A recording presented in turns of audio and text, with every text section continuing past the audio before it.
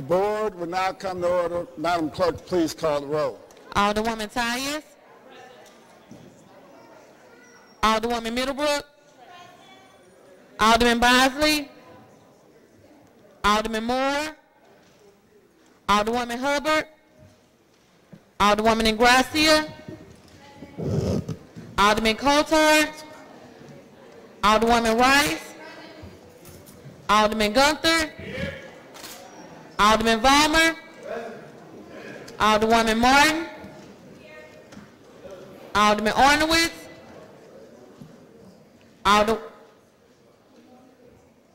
Alderwoman Murphy. Alderwoman Howard. Alderwoman Green. Alderman Oldenburg. Alderman Rhodey. Alderman Kennedy. Alderwoman Davis. Alderwoman Spencer. Alderman Muhammad. Alderman Boyd. Alderman Vaccaro. Alderman Ogilvy. Alderman Cone. Alderwoman Boyd. Alderwoman Navarro. President Reed. Here. Alderman Bosley. Alderman Moore. Alderwoman Hubbard. Alderman Coulthard. Alderman Cone.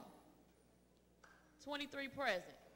Quorum being present, we will be led today in prayer by Pastor John Watson, Jr. of Maple Temple.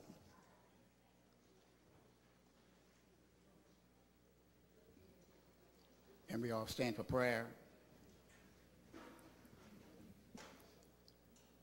Gracious God, Heavenly Father, as we assemble in this chamber today with our elected officials and the community at large, we're thankful for the privilege of prayer.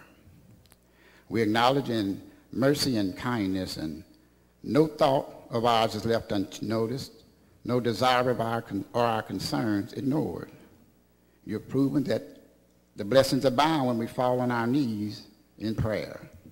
And so we turn to you in this hour as our great city experienced progress. It also experienced violence and cries for justice.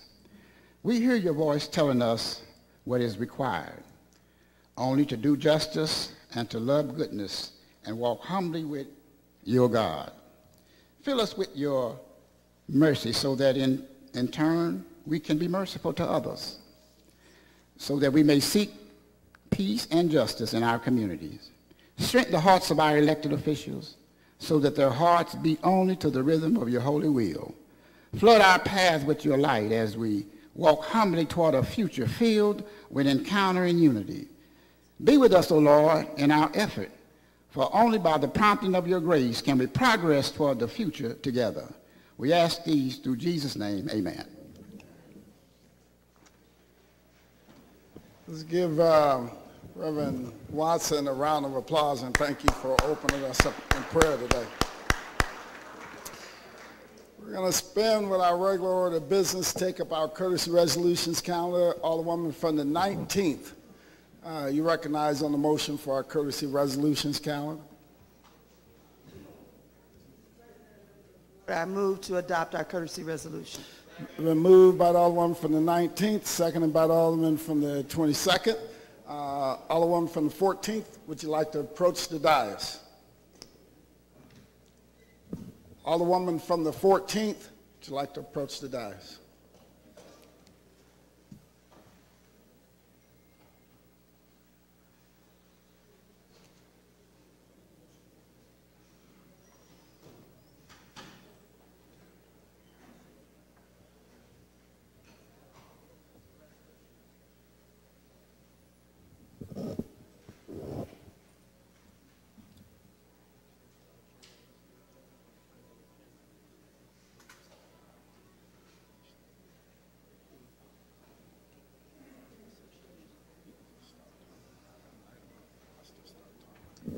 Good morning. This morning we're recognizing the Gateway Hemophilia Association that's located in the 14th Ward. As we celebrate their 50th anniversary, I would like to invite Bridget Tyree, the Executive Director, Trudy Stringer, the 50th Anniversary Coordinator, Jen McNamee, the Program Manager, and Ann Parrott, President, and her children, Rose and Jack, to the dais.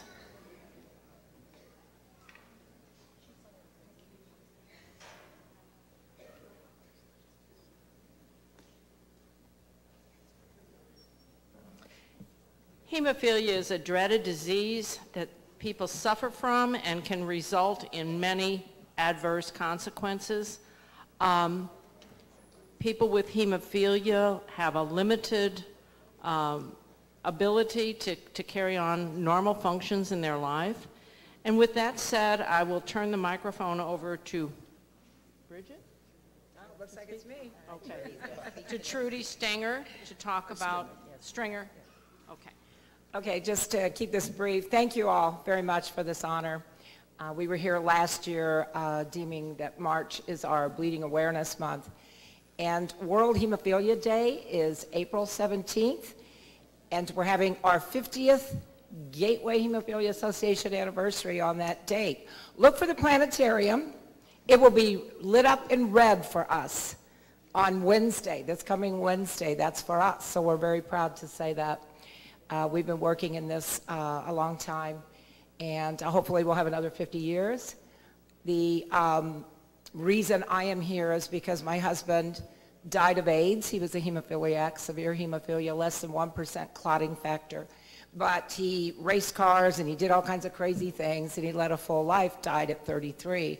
It's also Bridget's father. So I've been in this about 40 years or so. I think I met him at 17. And I will continue to be that. They've honored me with an award recently for advocacy, and we continue to be in Washington, D.C., and we continue to be in Jefferson City on the Hill. We go every year. We have for many, many years and done this. I put together the very first advocacy day there. So we're always looking ahead and looking behind, only to remind us that we're here for a reason. With that, I'd just like to have Ann come up and just say a couple words about her kids. Hi, my name is Ann Parrott, and I got involved in the community when my son Jack was born with moderate hemophilia B. As a parent, it was a life-changing diagnosis, and it's a really scary thing, but through Gateway Hemophilia, we have found amazing resources, and he can be a normal kid with getting his medication that he needs and knowing that he's got amazing care. He can do all the things that a boy needs to do and wants to do. So I am very grateful for the community, and thank you for this opportunity.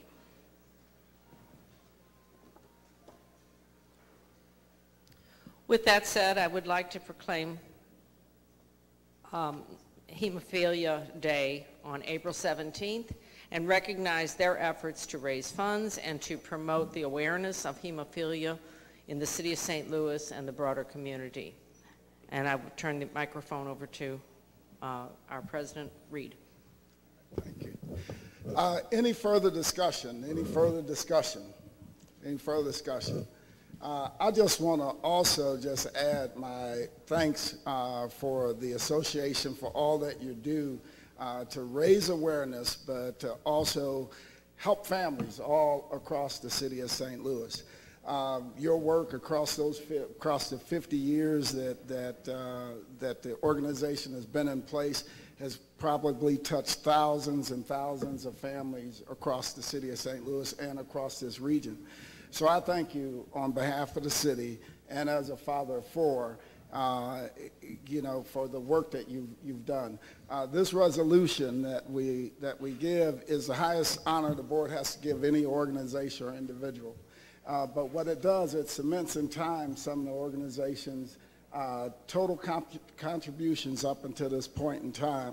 So 100, 200 years from now, when you research the records of the city of St. Louis, you will be able to read about this day. and understand that we paused in our deliberations to recognize you for the great works that you've done. Join me in giving them a big round of applause and thank you for a job well done.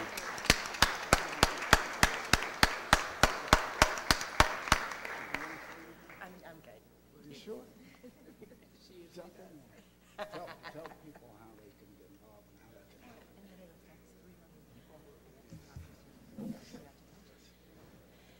help. So if you want to get more information, you can go to gatewayhemophilia.org. We are located in the city of St. Louis. We cover eastern Missouri, southern Illinois. We have about 800 families, 800 individuals in the state of Missouri. And we have a walk in Forest Park on May 4th at Cricket Field. So we'd love for you all to come out and unite for bleeding disorders on May 4th. Thank you.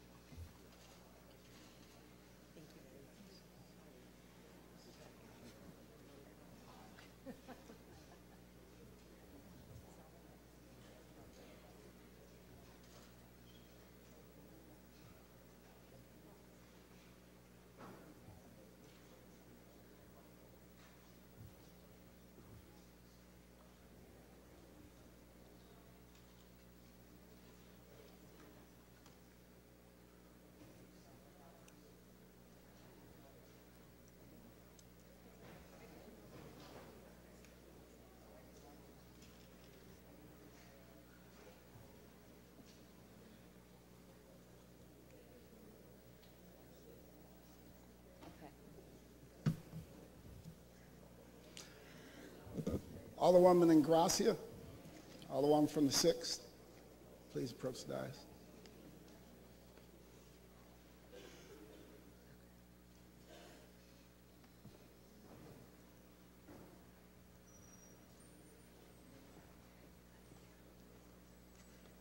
Good morning, everyone.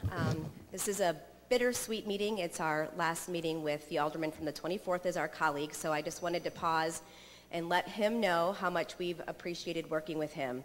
Scott came to St. Louis to attend Washington University from Minnesota in 1999 and fell in love with both the city and his lovely wife, Ruth. Sorry, he was a little busy, so we'll bring up Alderman Ogilvie and Ruth and Mara.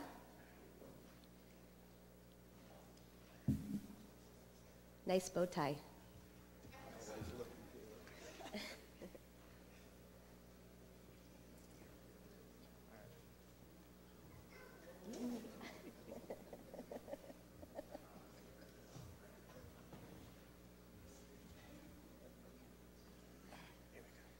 So we have Mara and Alderman Ogilvie's wife, Ruth.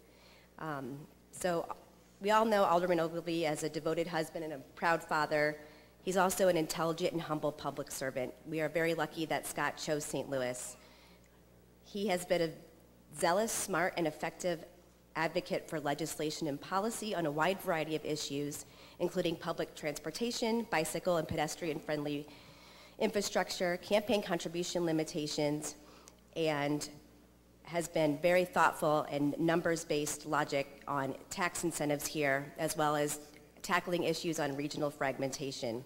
From time to time, Alderman Ogilvie has been viewed by some as an obstructionist or impossibly adversarial, but he is now known as a wise wordsmith and one of the board's most methodical, thorough, and well-researched members. Upon his decision to not run again, he created an exceedingly meaningful metaphor to be used both wisely as a call to action for our region and a sardonic quip among colleagues working at City Hall when he likened his wife's salon not having scissors to work with their customers. To quote the alderman, "This is what living and trying to govern in a city wrecked by suburban sprawl and depopulation and devastating crime and an inadequate tax base is like.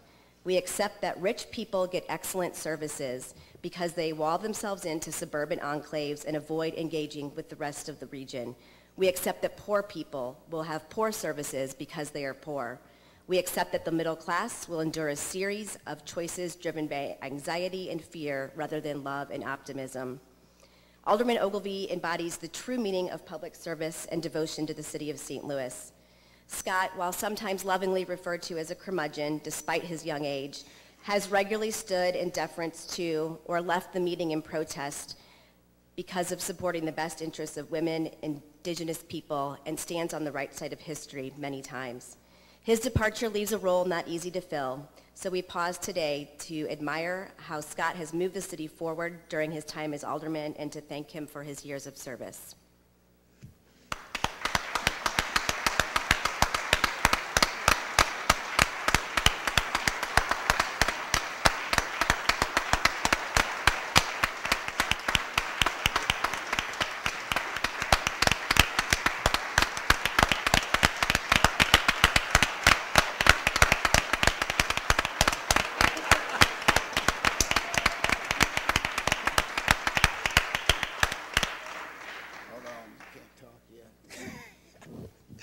Any further discussion? Any further discussion? Alderman from the 25th. Thank you, Mr. President. Today is a very sad day for the city of St. Louis and for the Board of Aldermen and for myself. I have grown very fond of Scott over the years. Alderman Ogilvie and I have been friends since his election and shared an office for most of his time down here. I had the good fortune of being able to watch him change after riding his bike down to City Hall and having to deal with sweaty clothes in my office for days on end. So we're no longer office mates at this point, but he and I have often been confused for one another. Particularly in my younger years, I haven't kept up my aging regimen as well as he has. And I was a few pounds lighter at one point in time as well. But my doppelganger down here at City Hall, the alderman of the 24th Ward, Scott Ogilvie, Dogtown, Alderman 25th Ward, Shane Cohn, Dutchtown. It's been a sheer joy and pleasure working with you over the years and getting to know you and your passion for the city and for good government and transportation, and your wife and your lovely daughter, who I know love you and care for you so much and are going to be much more happy that you're able to spend more time with them, hopefully. Anyway, Scott, it has just been an awesome experience serving with you down here, and I look forward to your new journey. Hopefully you'll share that with people soon. And I will do whatever I can, obviously, to help and support you in your new endeavors. And we'll miss you down here, and your presence will be greatly missed. Thank you for your service. Alderman from the 19th. Thank you, Mr. President, members of the board. So, Scott, if I had my brothers, you would still be here. But I understand, when you become a parent, you have to consider many other things, and you're young, you might come back at some point somehow, but I really do appreciate your service here. It's great to see someone come in and have so much enthusiasm and try very strongly to change us, and you happen to have changed me a little bit, because I like the way you debate, because you do your homework and you come with true facts, not idealistic pie in the sky. Okay? So I can respect that and I can adhere to it. And so I appreciate the way you have served. I appreciate that on many occasions you have silenced me. And I would rather hear your viewpoint. So that says a lot about what you have done. So I thank you again, and I hope that I see you involved somehow in continuing to do the work and the service and the betterment of the city of St. Louis. Thank you again.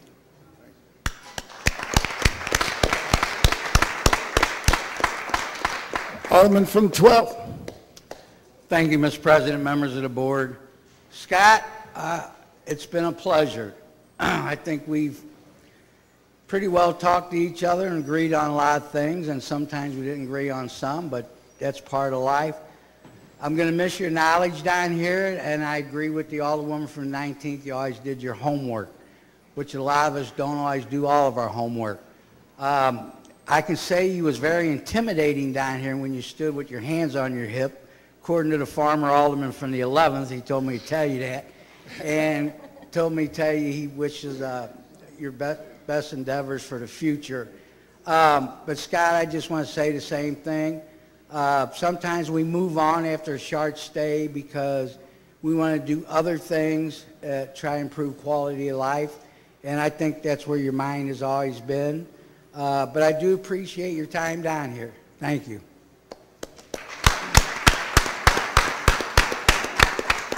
Alderman from the 16th.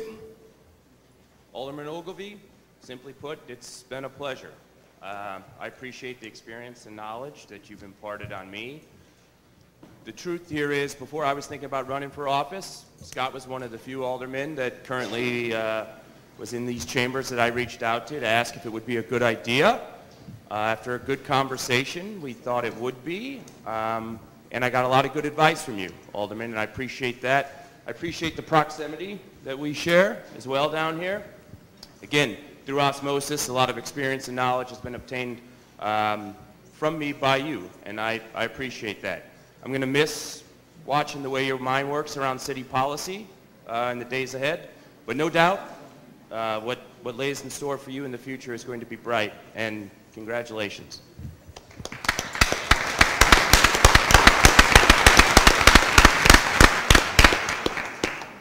Alderman from the 28th. Thank you, Mr. President. I also would like to extend my gratitude to the alderman from the 24th, my aldermanic colleague to the south. I'm very appreciative of all of your time. When I got started, your willingness to share your experience and your wisdom with me, and I can't promise now that you've moved on that I won't continue to reach out, but I do wish you all the best. So thank you very much for all your time here. Alderman from the 22nd. I want to thank you, Mr. President, members of the board. Scott, I would like to say certainly thank you for your years of service down here. I remember when you came down here as an independent, wanting to change the city, wanting to change our hearts and minds. And then you woke up one day and said, I want to get right with them and be a Democrat. So that's when you kind of tamed and settled in, as I should say. I always enjoy your spirited debates. You do good research. As the resolution said, you're very methodical. You care about this city. You care about this region. When you made that announcement, all of us was in awe, if you remember, because we just couldn't believe it. You know, just when you were kind of getting up there and ready to do good things, you said, okay, I think I want to quit and give it to somebody else. But a true leader knows when the good deed is done and they run their course. I hope the mayor finds something good for you to do for the city of St. Louis or somebody in this region, because we certainly need bright ideas and good men like you. Thank you. Alderman from the 5th. Thank you, Mr. President, members of the board. I know people are probably shocked that I'm up at this mic, but I definitely want to thank Scott for his service. We were office mates for probably 2 years. We never said a word to each other for a myriad of reasons, and he was often on the other side on every bill I carried, but sometimes we need people to poke holes in legislation so we can do what's in the best interest of our constituents. I seen him make that curve, that learning curve, and be more friendly. I admired him when he yelled into the mic one day that he was pontificating. So just thank you for your service. It's a good space to be able to go on and do something different, and it took us a while, but we got there. Thank you.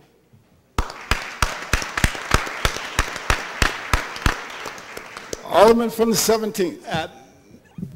Mr. President, members of the board, I just want to rise and reiterate so much of what's been said. I was probably one of the people down here that, as someone was talking about earlier, who thought of Scott as a curmudgeon. It's been, we like to think that we've changed Scott. The reality is that Scott changed us as well. And I think he made observations and brought to us and forced us to reflect on different ways of doing things. And in any event, Scott, it's been great working with you down here. I think you've made a really great contribution to the city. Thank you.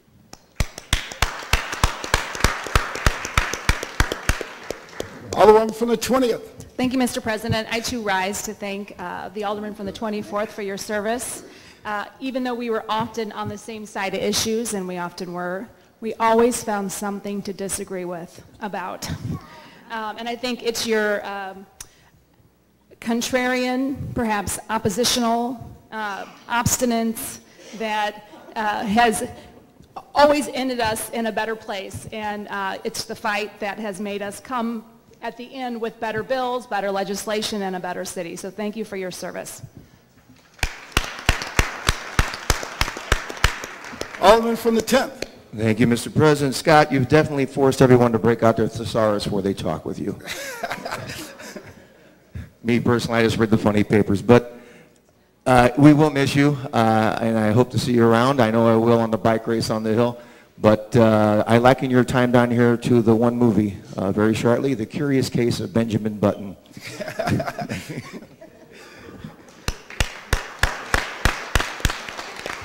Any further discussion? Alderman from the 8th.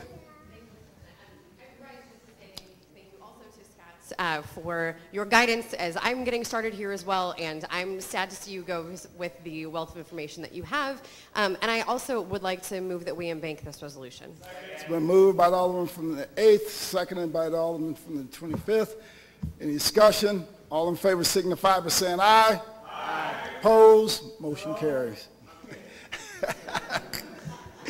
Alderman from the 18th. That's great. Thank you, Mr. President, members of the board. This is a political body, and you came into a political environment. But sometimes we forget that we're just people. We're individuals with families, with hurts, with strengths, with weaknesses. And when you came, I saw a young man, as I can say that nowadays since I'm one of the senior aldermen down here. I saw a young man who had filled with ideas, and he would always grimace before he would get up and start talking. I said, what's happening with him? Then we had the opportunity to talk. And I realized the experience that he has had in his life and the experience of his family. And so what I have seen then is growth as a person. Despite the politics, it seems to me that I've seen you grow as an individual, that you're a more enriched human being than when you first came here. And whether that happened in 35 years or 50 years or in 2 days, it happened. And that is more important to me than simply the political position you took, or how dialectical you spoke, or how intellectual or erudite you were on the topic. You have grown as an individual. And so then I can say to you as a new type of person, one that is different than when you came in, congratulations on your work here, and I wish you the best in your further endeavors.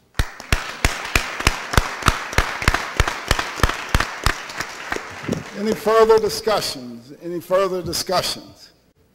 Alderman from the 25th.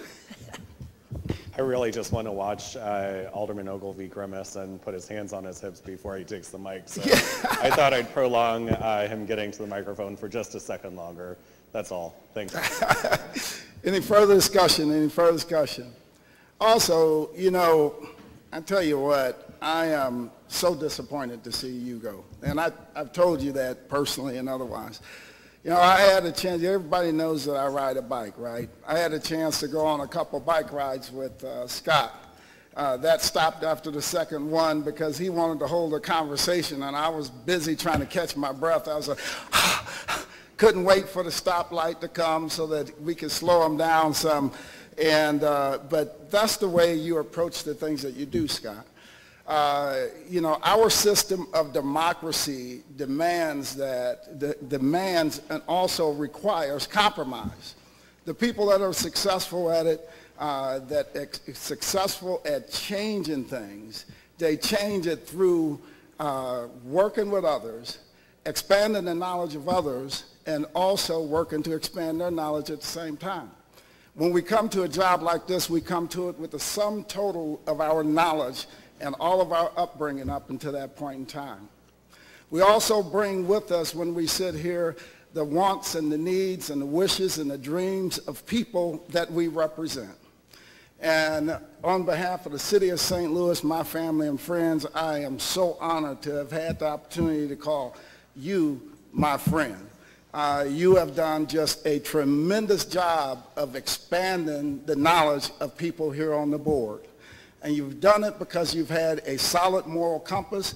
And when people engaged with you, they understood that you were approaching things based on what was in front of you and not who was carrying the bill or the personalities of anybody on the other side. And it takes something to do that, and that's a rare quality, and that is a gift. And that's a gift you have. Let's give Scott a big round of applause for a job well done.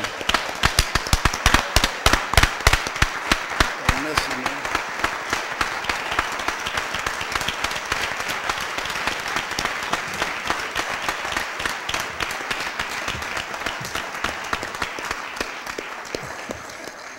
And it's hard to find what a good gift would be for Scott. So this is a gift we got, Scott. And what it is a George W. Bush, and it says, still president. Now, what does that mean? So if we wanted to select a Republican president, could you ever imagine there would be a time when we'd say, if we had a Republican president, George W. Bush, we would hope that that would be our president. So this is on behalf of the members of the Board of Aldermen, George W. Bush, still the president. Okay. Oh, it's a very impressive looking knife in this box. Thank you, President Reed. All right, good morning. 8 years ago, my first day here was Alderman Matt Villa's last day here. And I remember everybody remarking on Matt Villa's dreamy eyes, his wonderful hair, how sorry they were to see him go. And I noticed nobody mentioned my dreamy eyes today. That's all right. You guys know how I feel about resolutions in general. So it's a little ironic. I got one today. And on that topic, this quote is often attributed to Abraham Lincoln, although it's dubious as to whether he actually said this or not. He said, if you want a 5-minute speech, I'll need a week to prepare that. If you want me to talk for an hour, I'm ready right now. And I was scribbling some notes right before I came up here, so settle in.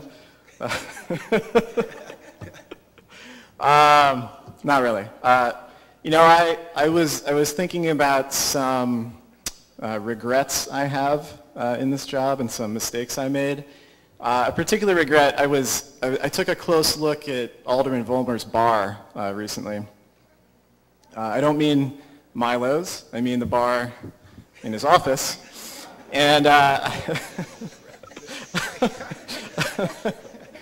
and I felt like I had done something wrong and not maybe emulating some things that my colleagues were doing. And then a mistake I made, perhaps made.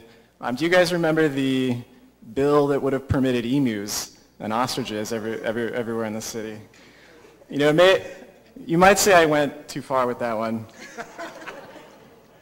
On the other hand, the RFT just did a long cover story about those 6 cattle that escaped and were marauding around St. Louis. And St. Louis on the Air, I think, did a whole hour on those 6 cattle. And I feel like the news-making potential of escaped ostriches in the city is really second to none. So I hope you guys revisit that after I'm gone. In my 8 years here, I got many of the things that I was particularly interested in done. I checked a lot of boxes I cared about. And I feel I was lucky to do so. But there's one thing that I didn't do, and I didn't try to do, but I hope we will do. And that's, can we change the term alderman to city council, please? The translation of alderman is oldest man, which sometimes I'm starting to feel like, but City council is a term you never have to explain to anybody, while alderman is a term you are constantly explaining. I had a friend come in, I had a friend visit with her friends one evening, and I went out to get a drink with them, and it was kind of a noisy place. And my friend introduced me. He said, "Here's Scott, he's an alderman." And of course, these folks were not from St. Louis. And they spent the whole evening thinking that that alderman was my last name. And I was from some prominent family with the last name of Alderman. And I realized that's why these people were so unpleasant to me the rest of the evening. If I could have just said, I am on the city council here in St. Louis, it would have changed that night for sure. So it would require a charter amendment, but I say let's do it. You guys put it on the ballot. I'll help you campaign to strip all the references to Board of Aldermen and change it to City Council. Quickly, I want to say thank you. I mean, it is truly an honor and a privilege to get to do this job, to be a member of local government, to have voters support you. And I want to, of course, thank voters and residents within the ward and just tell them I appreciate the opportunity to do this. As the alderman from the 18th, I think, said, it truly was a real opportunity to learn more and grow as a person. And hopefully I did right by voters in the ward. I also want to say thank you. I think I mentioned this at our last meeting, but just give a shout out and say thank you to all the city employees who run this place. It can be a tough job. There are many challenges, many headwinds when you work for the city and you're sort of frontline service delivery. And I think sometimes we don't think enough about all the city employees, and I just want to thank them for all the work they've done. And people have been asking me what I was going to, what message was I going to deliver here my last time to address the Board of Aldermen. And I was accumulating all these thoughts, and then I realized if I haven't said it already in 8 years, I should have run for office again if I wanted to keep pontificating. I'm sure all my points I've already said. And when I said hi to Judge Edwards earlier this morning, I said, Judge, what brought you in today? And he said, well, today's Terry Kennedy's last day.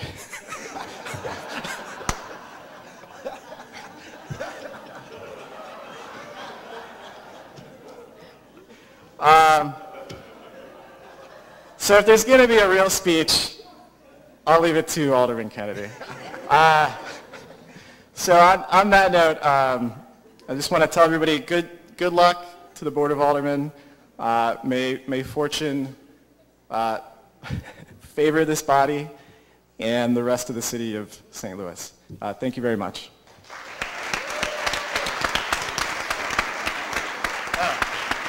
Yes, and you can tell people who have experience doing these things can give you tips. President Reed just said, maybe you want to thank your wife and child for coming to that. So, my wife, has it been 13, let's round up, let's call it 15 years. My wife, Ruth Ogilvie, and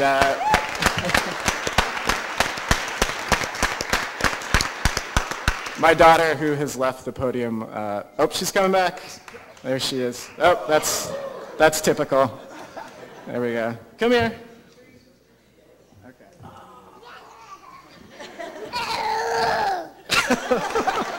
She's got a cold. My daughter, Maya. Thank you, everybody.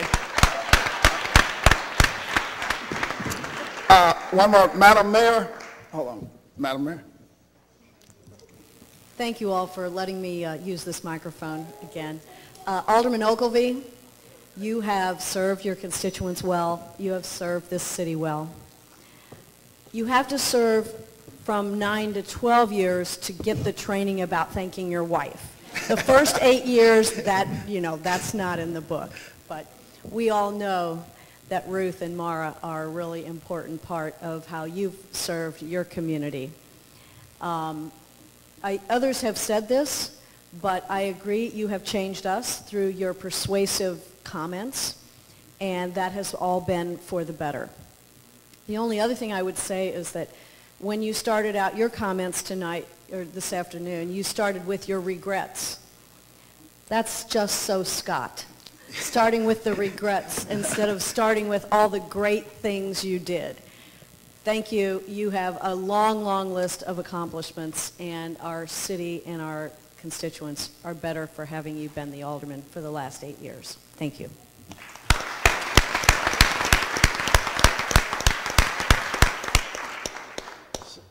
I think,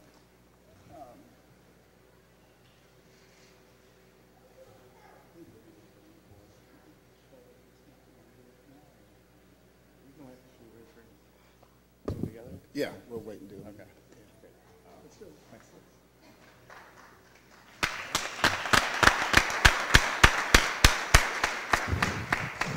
We were going to do the board with photos with Scott. Scott said, let's wait and do you and Terry together. So,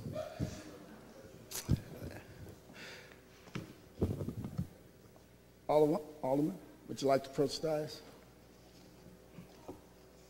Alderman from the 21st.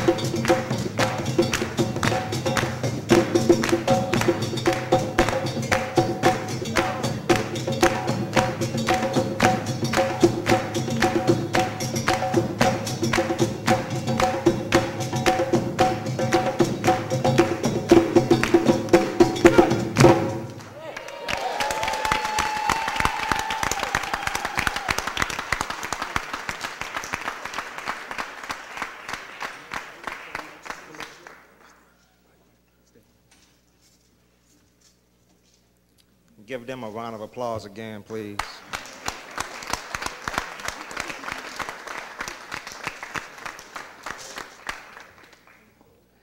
This is the family and friends of our illustrious alderman, our majority floor leader, the Honorable Terry Kennedy.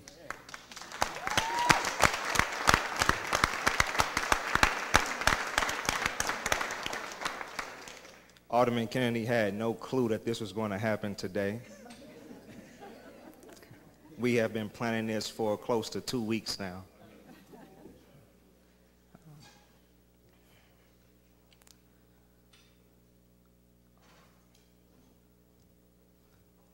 first became an alderman, the first one to reach out to me and offer me any guidance on legislation or policy or just on our culture, period, was Alderman Kennedy. Realistically, he was the one thing I looked forward to on Fridays at 10 o'clock a.m. Sitting with him, talking to him, learning from him, studying him, watching his every move. I can honestly say he has made me a better alderman, and I think he has made all of us better legislators, just as he's made this chamber better, and he has made the city of St. Louis better. We are fortunate to have worked alongside him, watch him deliberate and legislate on behalf of the 18th Ward and the entire city of St. Louis. From creating a $1 million youth crime prevention fund under the leadership of President Reed, to being the first alderman to open up public sessions when he was the chairman of Ways and Means so residents can have an input on where they want to see their tax dollars go. From passing various pieces of legislation that has changed the course of this city, Alderman, it is without a doubt you will go down in history. Today I am happy for you, but I am a little sad because I know when I look to my right, you will not be in that particular chair. But I know when I look to the front, I will see you as our first African-American clerk of the Board of Aldermen.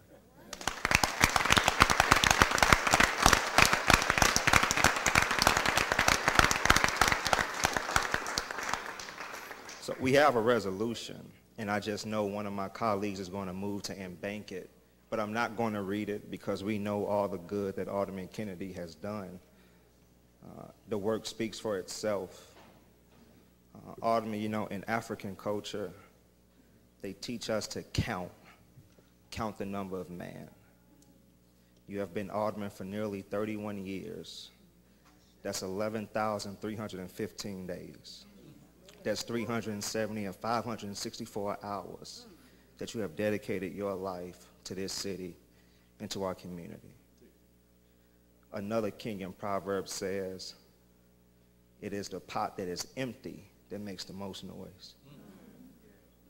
It is safe to say that you have left this city and this chamber with a full pot of optimism, love, and most importantly, truth. I am in awe of you, I honor you, and I believe this chamber honors you. Asante, Mr. Chairman. And asante means thank you in Swahili. In fact, I would ask everybody in this chamber says, asante, Mr. Chairman. Asante, Mr. Chairman. Thank you for all you do.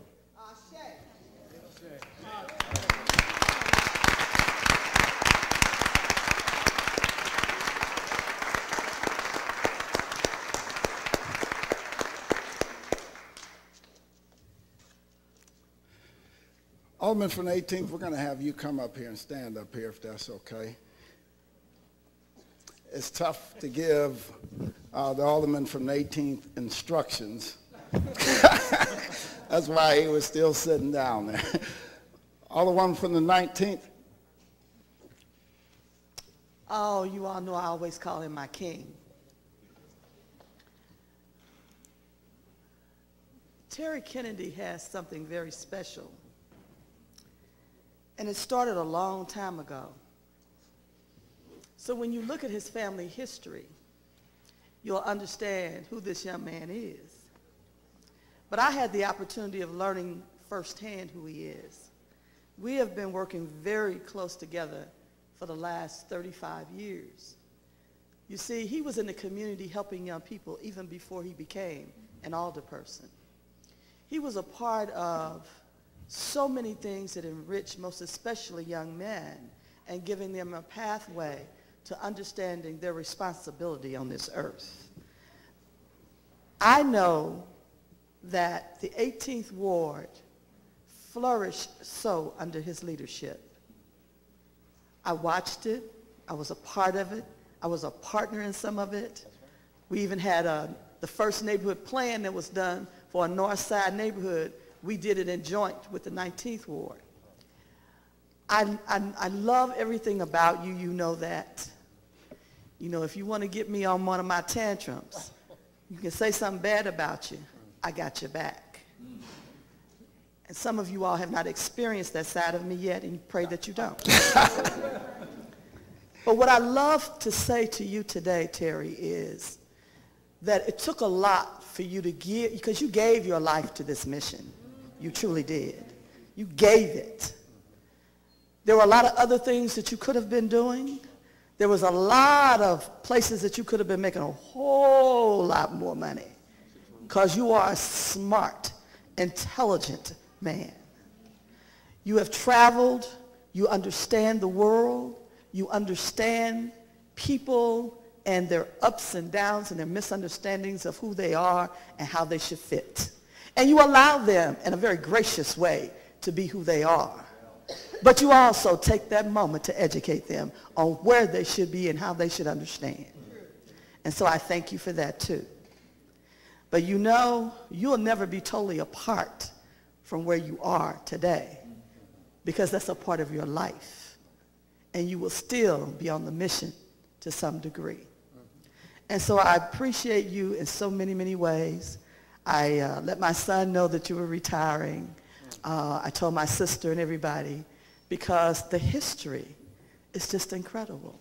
If my children had not had the opportunity to be a part of the things that you supported, I don't think they would have been as good as they are. Because you see, I never had any trouble with them. And that was because of the roots that you all put there with them on who they should be and how they should act. So I thank you. I thank all of his family, because you gave him to us and you supported what he was doing, because I always saw you there. And I thank your community for also being a community that was healthy, because they understood how they had to be a part of partnerships and they had to work together. And even though we fuss and fight sometimes, it was all about the mission and how we were going to accomplish that. And so, so many of them who have gone on, I was thinking about BJ and others. It's just amazing what you have accomplished. And you probably should write a book. Yeah. Thank you, the illustrious Alderman Terry Kennedy. Alderman from the 25th. Thank you, Mr. President. I rise today to say thank you to Alderman Kennedy. Terry has been a great leader, a wonderful mentor. I remember, my first election down here. I came to the board also bright-eyed and full of energy, I'd like to think. But also, fresh off my election, I was actually approached by Jim Merkel, who's a journalist here today, and was asked, about my actual aldermanic campaign and whether or not, being an openly LGBT person affected my campaign, and whether or not voters voted for me, or if that played a role. And my response to Jim at that time was, well, I'm sure some people voted for me because of it, and I'm sure some people voted against me because of it. But when I came down to the Board of Aldermen, I came with a great sense of responsibility and compassion, not only for my voters, but for the city as a whole. And Alderman Kennedy was one of the first that I had the privilege of being able to speak openly about the issues facing the LGBT community, and also representing a ward that is one of the most diverse and inclusive wards in the entire city. Partnering with Alderman Kennedy on so many issues that affect the city as a whole, I came to realize that he is just a wonderfully knowledgeable and compassionate individual who cares for so many spirits in this great city of ours, and wanting to make the city a better place. And through that conversation, we opened the doors to future conversations as well. as it pertains not only to the LGBT community, but the city as a whole, and the history behind it, and the path forward, I think, to make the city a better place. So oftentimes in our society, there's buzzwords of diversity or inclusion or equity. Alderman Kennedy lives those values every single day, and does so in a very thoughtful and deliberative manner. And I'm sad to see you leave your perch as chairman of the Black Caucus, and as a senior alderperson down here, you've been a wonderful friend, a great ally, a true mentor. But I look forward, as the alderman from the 21st said, looking forward to seeing you in front of us as our clerk and as the board's first African-American clerk. I think that's another wonderful accomplishment to add to your already illustrious resume. So thank you for all of your years of service, to our city of St. Louis and to the Board of Aldermen. It truly is absolutely remarkable. I'm celebrating my 10th year as of next week down here. I cannot imagine serving for quite as long as you have. And if I am so fortunate that the voters entrust me to come down here for that long, I hope that I'm able to harness the energy of the young people that you've been able to do to make some wonderful movements, and utilizing my knowledge and wisdom at that point in time to make an even greater impact in this city. So thank you again for all of your wonderful words of wisdom and your kindness over the years.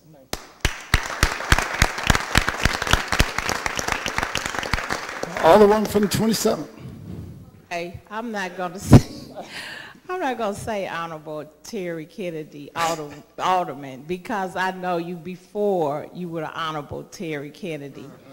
And I want to thank you for embracing, encouraging, and educating the youth within our communities, because my granddaughter benefited from those programs. It was funny because when she started the African dance, she used to psych her grandpa and I and say, my legs hurt me so bad. And her mom was like, no, she'll be okay. And she became one of the best students they had in the African dance class. So I want to thank you because you always looked at the positive in everybody. You never condemned or put down. You always encouraged. You always gave us a history lesson. And the only thing I ask that you do is answer the phone when I call. Thank you so much.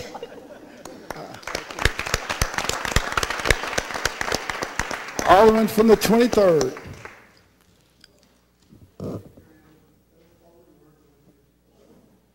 Also, I'm taking over public safety, which I'm sure you'll have some advice. But mostly I stood up to ask that we put this in bank. I know John said. Been moved by the Alderman from the 23rd, seconded by the Alderman from the 25th, that we make this resolution in bank. All in favor signify by saying aye. Aye. Opposed? Motion carries. Madam Clerk, please create another copy of this resolution in bank. That's what I'm going to say. If you could have the new clerk make a copy of the... Yeah.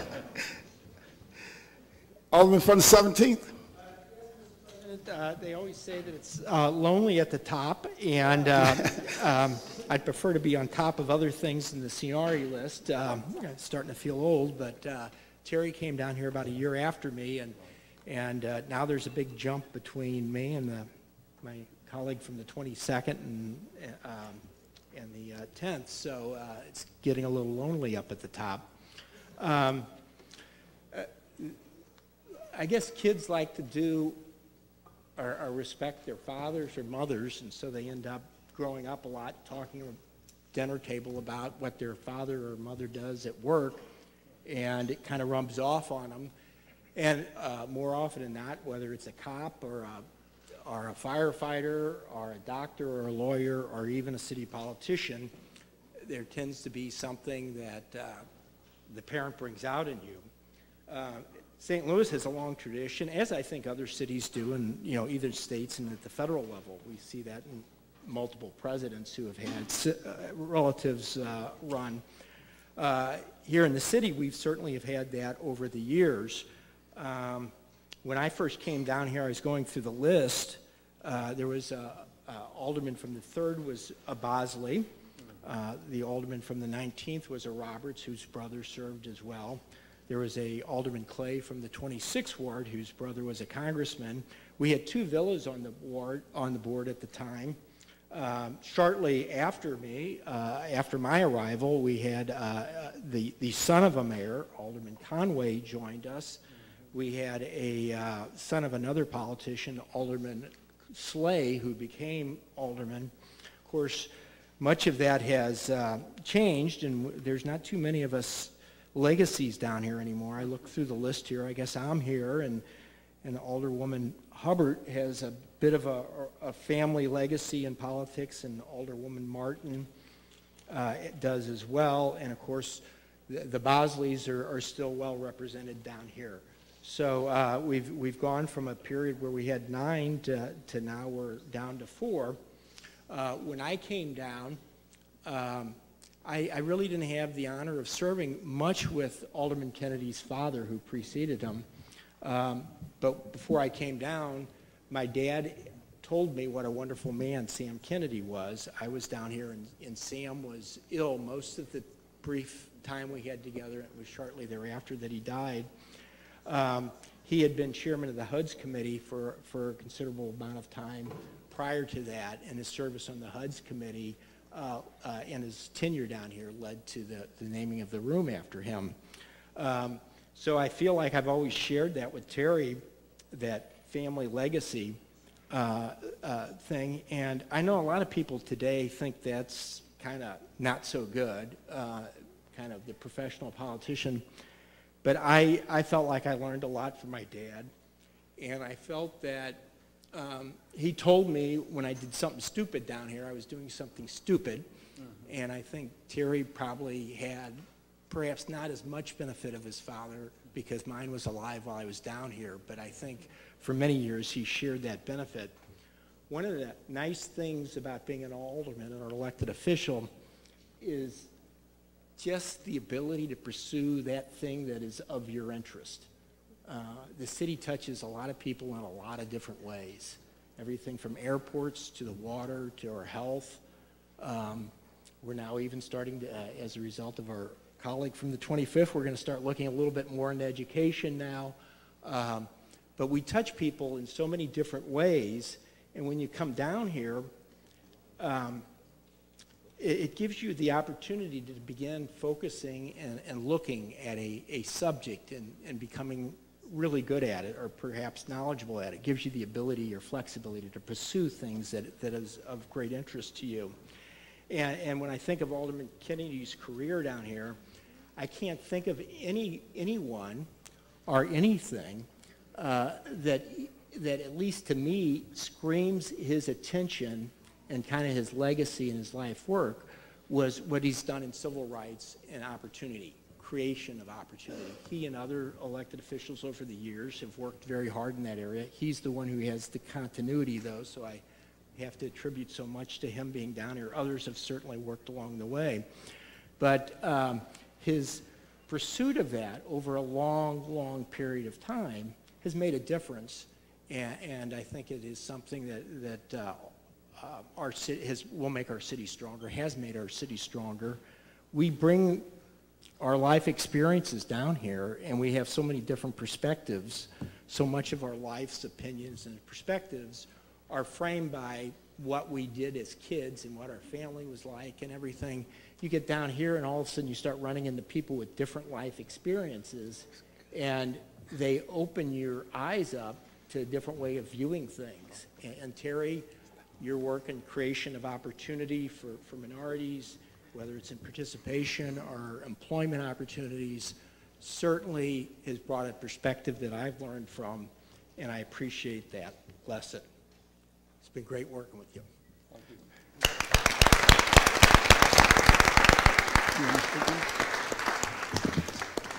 Join me in welcoming Judge Edwards. Thank you. Mr. President, members of the board, I pause just for a moment here to let Alderman Ogilvie know that I celebrate your accomplishments as well. Thank you. I have had the enviable opportunity to know Alderman Kennedy for nearly 50 years, high school, college, and now.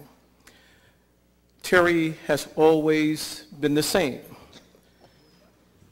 We can describe him as cerebral, articulate, intellect. I like to describe him as diplomat. Alderman Kennedy, on behalf of all of us in the city of St. Louis who have benefited from your works, from police to civil rights, we thank you. We're grateful. And on behalf of the city of St. Louis, I don't have that authority to do that, but I will take it. Mayor, she just gave it to me. On behalf of the mayor, on behalf of all of the employees, on behalf of the whole city and our region, you have made a wonderful difference. We appreciate you. We look forward to working with you for another 20 years. And let me just say, for those of you, Joe, thank you so very much, Alderman Rhodey, for making that point. For 51 years, there has been a Kennedy in this chambers. Sam Kennedy for 20 and Terry Kennedy for 31. What an awesome run. Congratulations, my friend.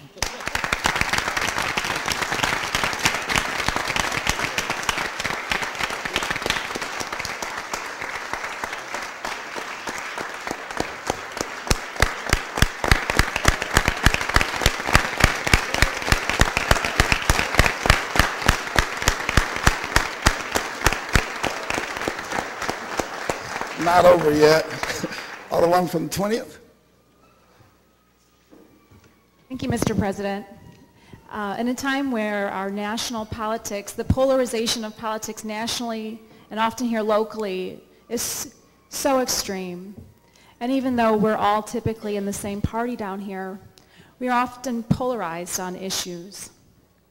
Alderman Kennedy, you lead us by example by differing in opinion with humility and with humanity, and reminding us all that we all have our own history that we bring to the table. I thank you for showing us all how to disagree with humanity. I thank you for your service, and I thank you for taking my calls and helping guide me from time to time on issues. And I look forward to continuing to serve with you down here and looking to you for guidance in the future. Thank you so much. Alderman from 10th. Thank you, Mr. President. And little known fact, Terry and I shared an office my first 5 or 6 years down here, and I think I completely confused him when I took the file cabinets out and put a refrigerator in. He'd never seen that before.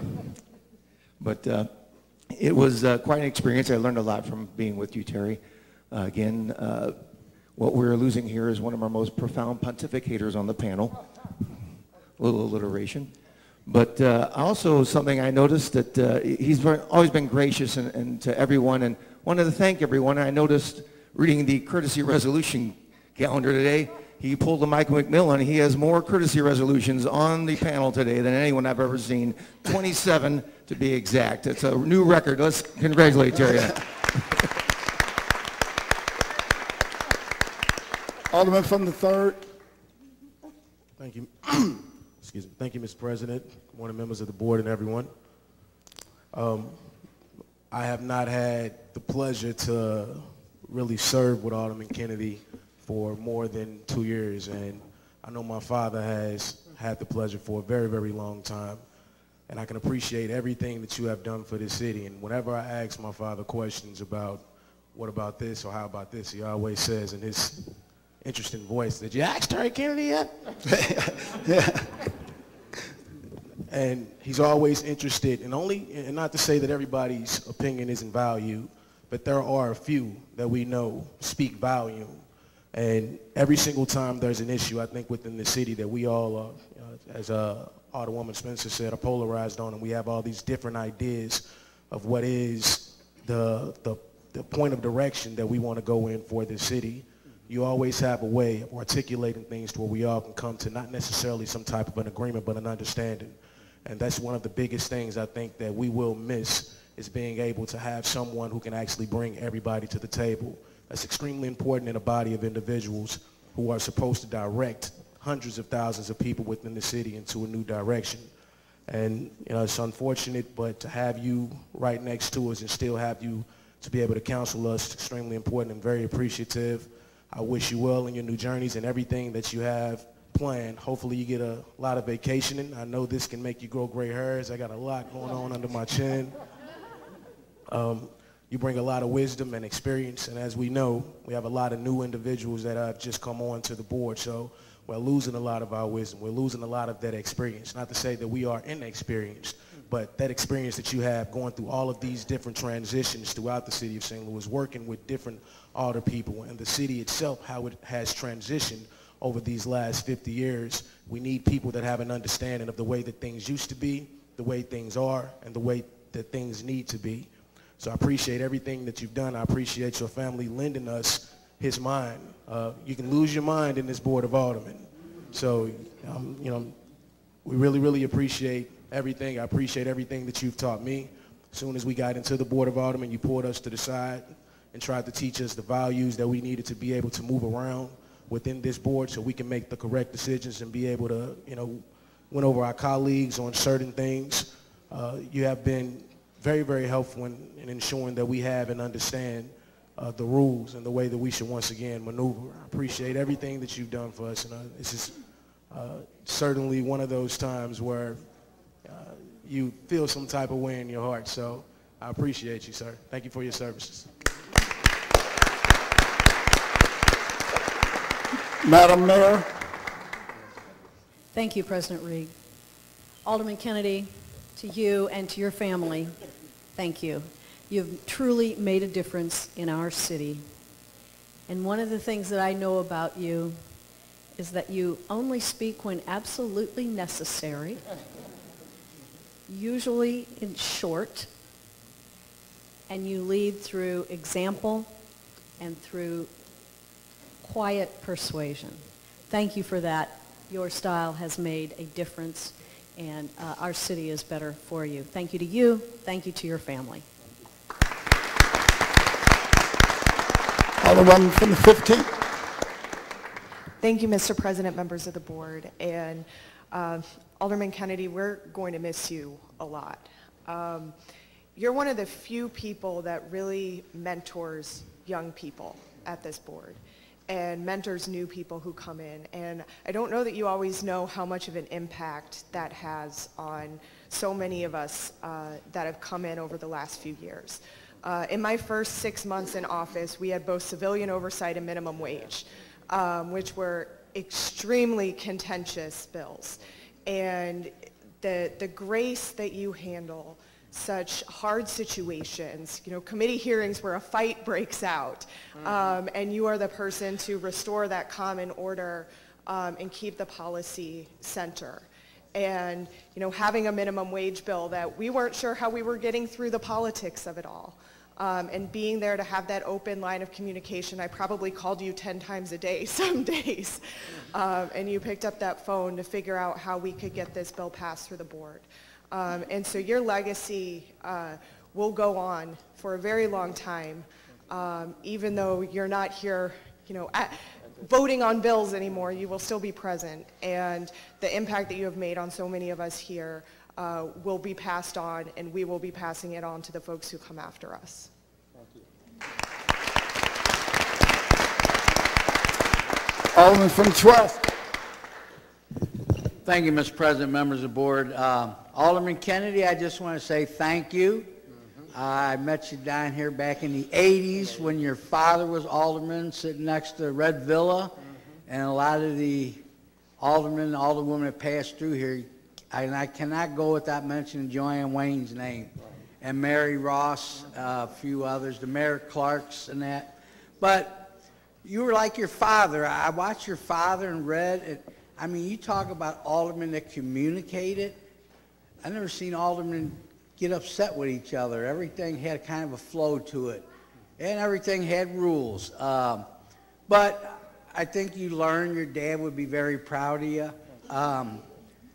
You got a great, not only a great education, but, which is hard nowadays, a great deal of common sense.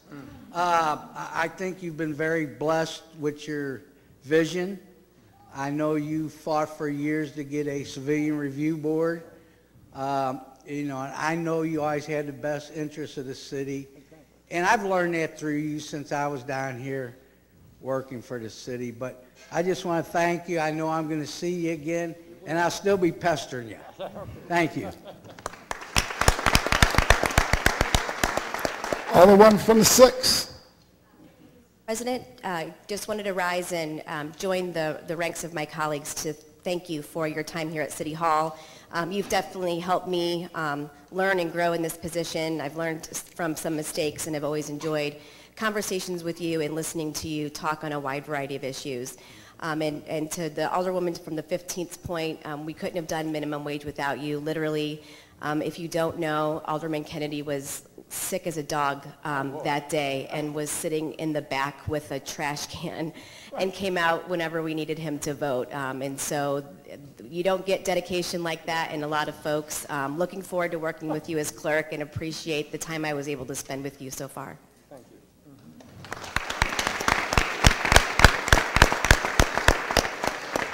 you. Any further discussion? Any further discussion? Any further? Alderman from the 22nd. Thank you, Mr. President, members of the board. The most honorable Terry Kennedy. Well, I would have to say I'm going to miss our knockdown, drag-out fights in the Black Caucus meetings. And I'll never forget when you stood on the desk to try to make me shut up. That didn't happen for real. You guys know Terry Kennedy. I've been down here 16 years now. And I've had the pleasure of being mentored by you. And it's been often said when I came to the Board of Aldermen 16 years ago, I was kind of immature maybe, didn't really understand, no one asked you for an opinion, certainly didn't fully understand the inner workings of the Board of Aldermen. I will hope that I've come a long way thanks to your leadership. I know I have. I can say that. I was a fighter. There was no debate I was unwilling to take on. But over time, you know, maturity set in. And through watching your leadership style, it's made me a better legislator and a better man. You're not one who talks a lot down here at the Board of Aldermen. But when you do, you say it in a way that everybody listens to the point where you can almost hear a pin drop. That is exceptional leadership. I am truly blessed to be able to work with you. I met you way before I got involved in politics. You were humble then. You're always a listening ear, always willing to encourage people, always willing to help people get to the next level. And you don't always say it by just telling them what to do. You help talk them through it so they can figure it out for themselves. And that's the characteristics of a really good leader. I am so blessed I could probably stand up here for at least a half an hour and tell you how much you meant to me. When you say things, they're meaningful and they're impactful. And oftentimes they change the trajectory of what we're trying to do here for the greater good. And I'm glad you're not totally leaving us. You will still be here so that when we need that listening ear, we can count on you, I'm sure, because you will never change. You're always Terry Kennedy from the first day I've ever met you to this day. Thank you so much for being the great man that you are.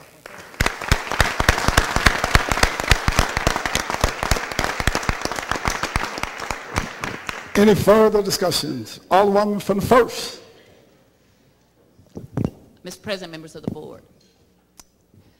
First of all, I want to say thank you to Terry's twin brother, Gary. I love that rendition. For those of you who do not know it, he says it once in a while, that is his twin brother. Probably the more talented of the two, but I'm just prejudiced like that. I'm going to speak as, when I came here, I was the Alderwoman of the 20th Ward. I'm back in my seat, just moved back into my office, intend to get my seniority if the people do right and undo the wrong. First, I want to thank you in redistricting, there are 5 people in this room. Only you and I voted the right way. The other people in this room voted to quash people's votes, to marginalize people. So I heard the alderman from the 17th talk about coming a couple of years before you. I came 2 years behind you.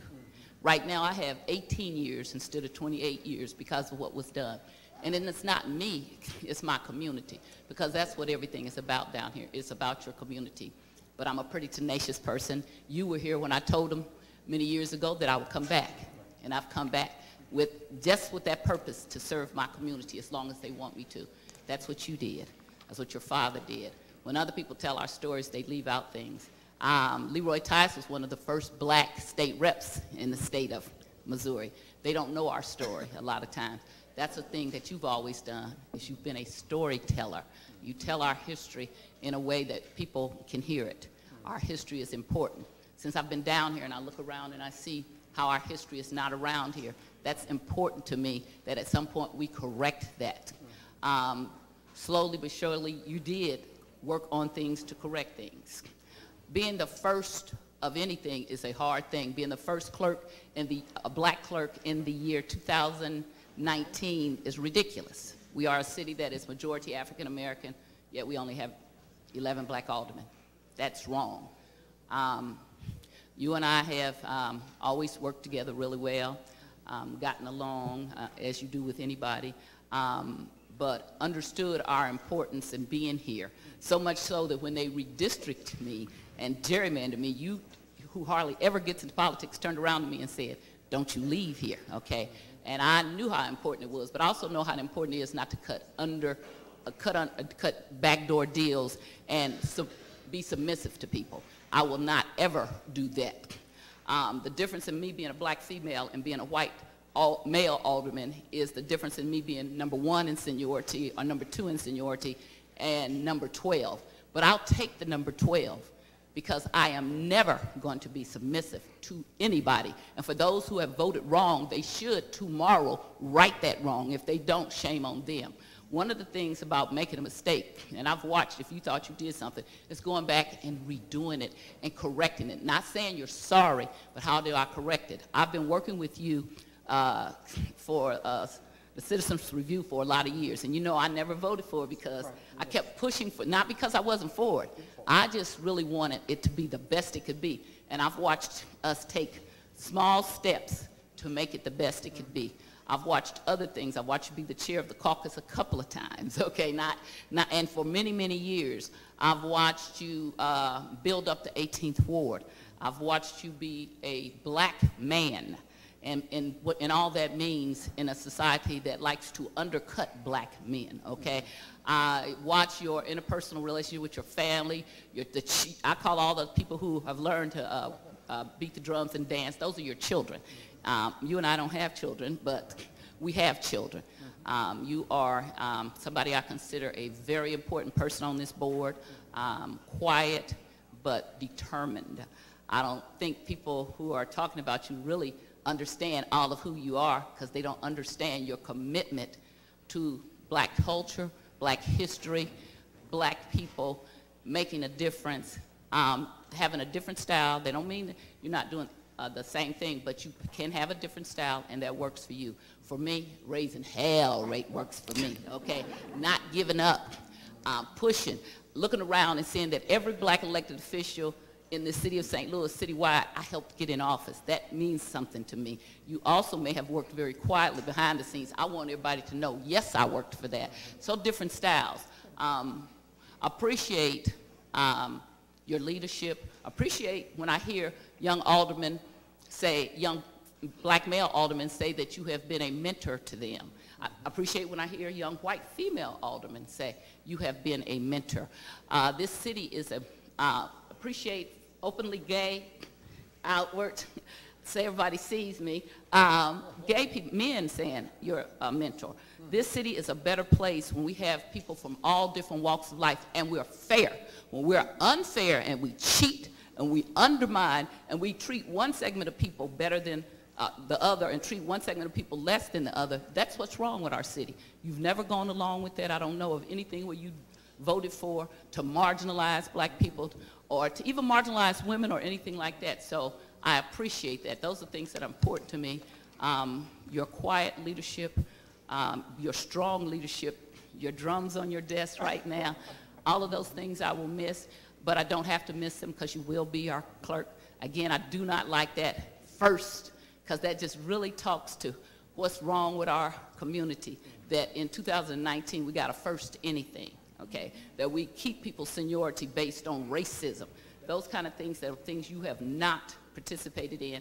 I know you sent a good person to follow in your footsteps. I work with him often, so I want to acknowledge that you got a person coming behind you. So you, even though it won't be a Kennedy, it's somebody you have a relationship. I see some of the people that you work with in the audience that I know who you work with that have been your supporters and care about the 18th Ward. So I think much of your work will continue, and that's the thing that you need, is you need continuation of projects. You were able to come and continue with your father's projects.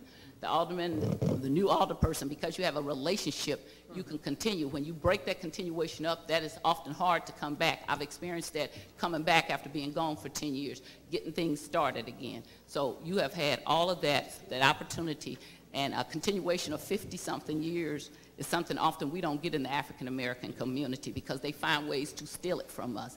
So they have not done that for you, and they couldn't have stolen you anyway because you are the great, honorable Terry Kennedy, and I salute you.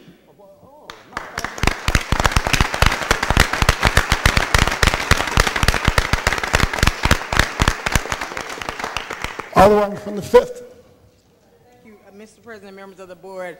You know, I've definitely had to get up and say something about Terry if I said something about Alderman Ogilvie leaving. But Terry, I just want to thank you for your service, your leadership, your guidance. I remember when I first came down here, I hadn't put it together that the Kennedy Room was named after your father. It took me a minute. It was almost like something silly, but I just didn't realize the history and the family legacy. And I really respect Alderman Rhodey for bringing that up, because sometimes we're demonized from being, you know, from political families, or as they say, political dynasties or whatever. But sometimes service, it doesn't, you don't choose it, it chooses you, and it's something that's etched in your DNA. So I just want to thank you for your leadership. Thank you for always being loyal and straightforward. You were always one of those type of people. If it was something that went against your core principles or values, you would say, I can't be with you on this, but I won't vote against you and stuff like that. And that's very rare in politics. Sometimes people have hidden agendas and stuff, but I could always count on you to be exactly where you said you were going to be. And I thank you for that. Alderman Boyd, we got big shoes to fill. We need you to step up and guide the Black Caucus in the right direction, because your leadership has been unmatched and your poise has been unmatched. I remember times when I would be sitting at my desk doing some of those controversial times with all the stuff I would be carrying, and you just walk over and look at me and say, are you okay? And I wouldn't be okay, but just you coming over talking to me, it helped me become a better leader and a better alderperson. So thank you, and I'm glad you're not really leaving us, because we're going to lean on you all the time, and we probably need you now more than ever. So thank you again for your leadership. Come on. Former Alderman Frank Williams.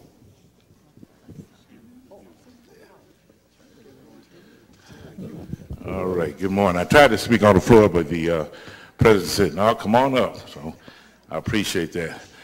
I've been knowing this brother for a long time. You know, we went to an institution called Sophia House, which was a place that help a lot of high school students would get ready for college while they were in high school.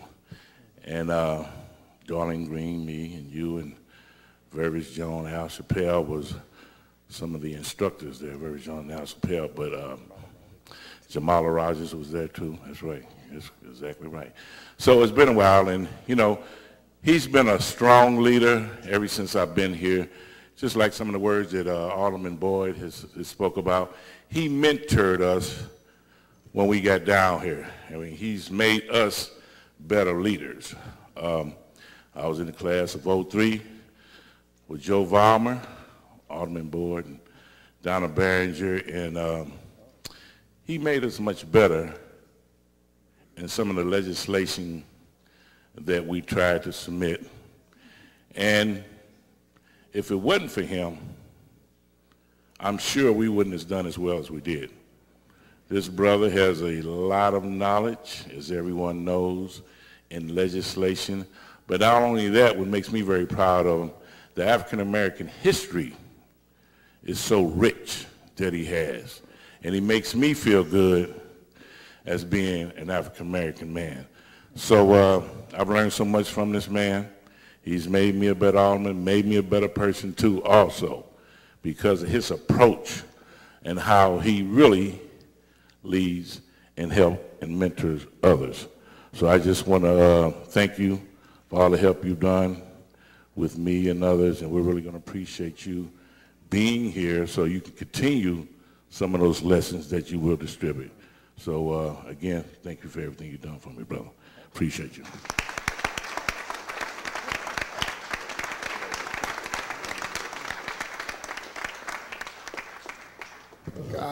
Jamala Rogers. Yeah.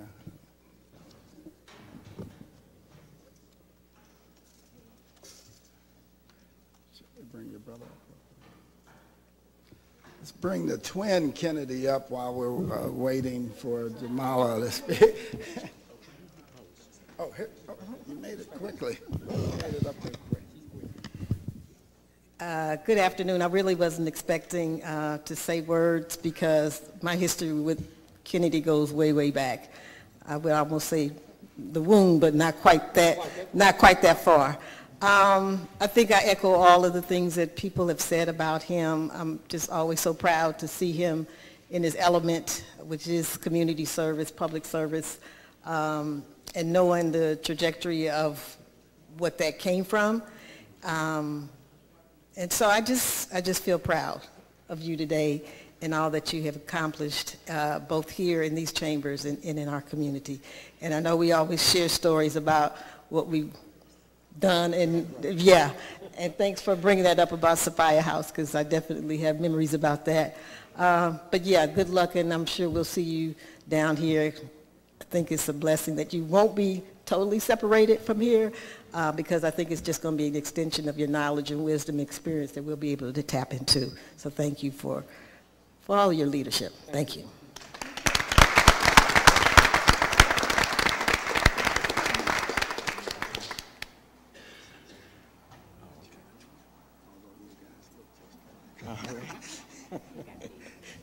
Good morning. Before I introduce myself, thank you, I'd like to say, Asante Sana, thank you all so very much for your service. Alderman Tyus, and Alderman Sam Moore, everyone to whom I know personally and those whom I do not know. I'll tell you, just holding together the seams of a metropolitan city is a daunting task. This is for you. Thank you so much.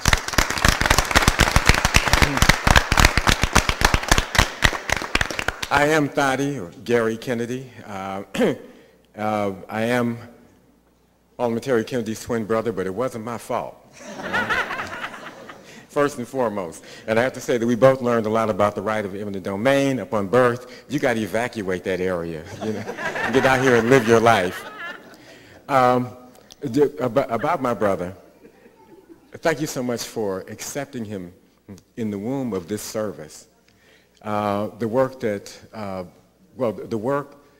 that he does the work that's been bestowed on our family came through our family lineage, and we're so glad to be in a position to be able to express that work. I'm so happy and proud of my twin brother here, and again, thankful that he's meant so much to all of you and what you've done. Thank you again.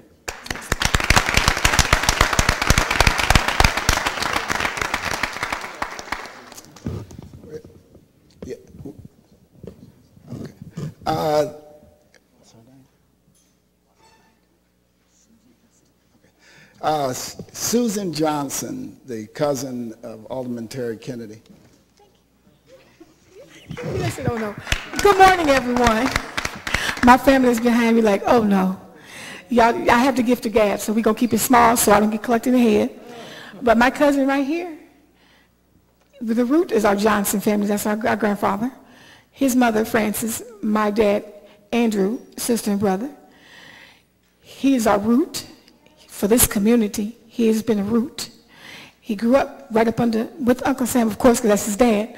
But I grew up watching them and how they articulated, how they drove, how we campaigned, how we gave to the community, how we loved the community. He took that reign on. I said, "Whoa, boy, you running for your daddy's seat? Do you realize how big his feet are? You got to fill those shoes." He outgrew those shoes. He has just been an amazing man. It doesn't matter he's black. It doesn't matter that he's just an alderman. No, he's never been just he has always been Terry Kennedy, alderman of the 18th Ward. He has always been a black, strong, male role model for everybody. And it didn't matter what your race, creed, color, or ethnicity, religion, none of that mattered.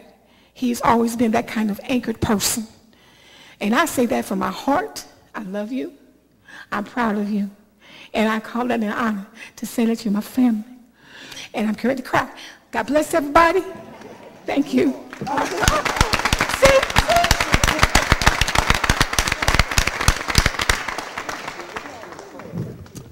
Is that anybody else? Now, oh yes. Good morning, everyone. Hello, my name is Haile Emerson. I am the great-nephew of Alderman Kennedy and the great-grandson of Alderman Samuel Kennedy. And as a young black man growing up, I've noticed all the changes, all the great changes that has happened in our community. From simple things like walking down the street and seeing that the park has been renewed into where it's safe, that we don't have to avoid rusty nails or pieces of glass, to big things like the entire North Sarah development, And the 51-year reign, I have only watched a fraction of it, because very small fraction. And though it was a small fraction of his reign, it has been the entirety of my life. So I'd like to say, Asante Sana, I love you, thank you, and I look forward to continuing to look forward to you and to look up to you as a role model, as an uncle, and as family.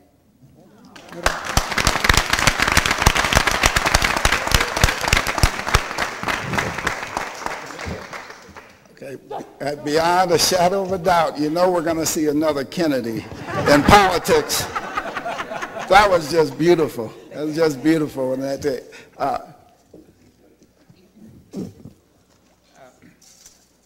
I'm the 18th Ward Democrat Committee man, and I tell you that I've known Alderman Kennedy before Alderman Kennedy was Alderman Kennedy. He was so I knew him when he was a teenager, and I had a great opportunity to also work with his father. His father was a mentor to me, and his father was well grounded, and I have had an excellent working relationship with Alderman Kennedy as committee man for the last 23 years. Our ward is going to miss him. He's very easy to work with. I've never met a person that's so calm and cool and easy to work with. So his shoes, as far as I'm concerned, as far as I know, coming in as alderman, I won't be able to fill his shoes, but I will get a lot of advice from him. Thank you. Thank you, Alderman Kennedy.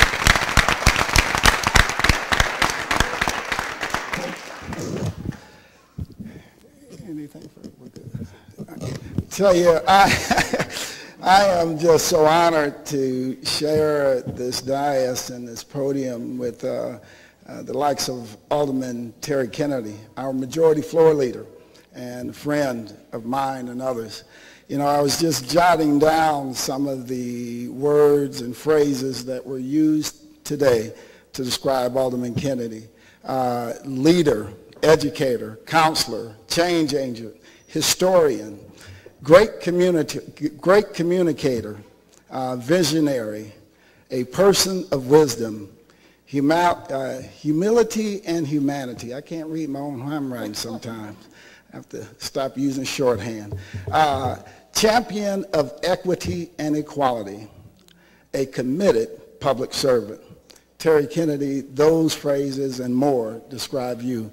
And I am so honored to have known you all the time that I've known you. When I first came to the Board of Aldermen, you took me under your wings and helped to train me there on this floor. You helped me to understand legislation and what was happening and how I could work jointly with others to create a better product. And later, you, former Alderman Mike McMillan and former Alderman Freeman Bosley Sr., and Alderwoman April Ford Griffin took me under your wings and ran me for president of the Board of Aldermen. Each and every one of you were infinitely more qualified and suited to do the job. But instead of doing that, you took me, a person that was coming into the board, and elevated me to this position. Because you were always doing that. That's part of your character and that's part of what you bring to this board. See, part of being a leader is putting the needs and the wants of the group ahead of your own. And you've done that consistently. You've put yourself in the way of danger for the betterment of our community. And that's what a leader is. It's not a comfortable position to be in. To be the clerk of this Board of Aldermen will take a great leader. To put us on track when you look at some of the many things we have to go through in this next couple years. Everything from airport privatization to city-county merger, all of these things are going to take some great leadership to keep this board working together. Leadership that you possess. So on behalf of the Board of Aldermen, my family and friends, and people who may not have ever known you or may never ever get to know you, I want to thank you for all your works, the works that have made our school systems better, the works that have strengthened our communities, the works that have made a more equitable public safety system for all who may come in contact with it. We all know that there's still more work to be done, and that's why you're sticking around, and I'm glad for that. I think your father would look at your legacy that you've laid and the trails that you've blazed, and he'd be so proud of you. And again, on behalf of the citizens of the city of St. Louis, my family and friends, thank you for a job well done. Let's give Alderman Kennedy a big round of applause.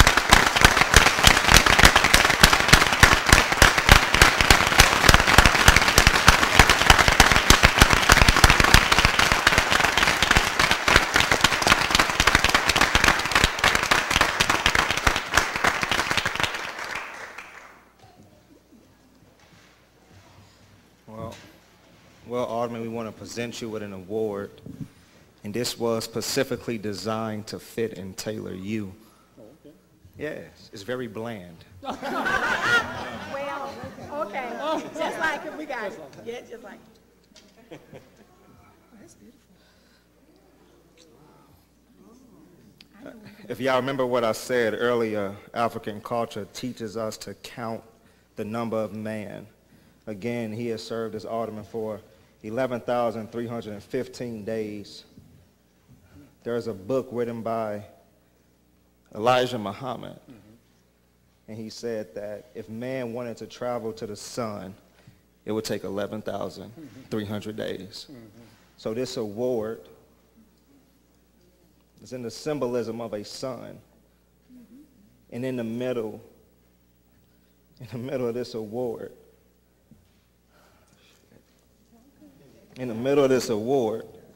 it has his name because he is the sun. and he is a prophetic voice for our city. And it reads, presented to the distinguished gentleman from North City, the Honorable Terry Kennedy, in recognition of your service to the St. Louis community as a public servant, activist, community organizer, and civil rights advocate.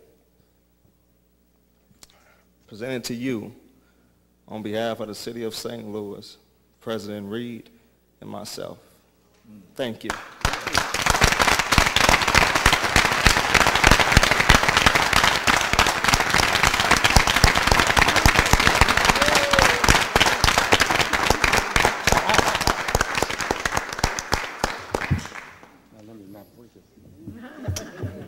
Please don't.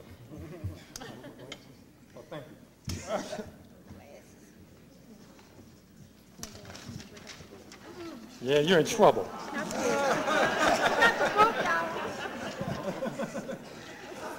First, I would like to, yes. First, I would like, Mr. President, members of the board, first I would like to thank you all for sitting here through all of this. I've been on that side and sitting in those chairs. Sometimes this can be an arduous task, just sitting up here and hearing one person after the next. I appreciate it and am most honored that you have said the things that you have said.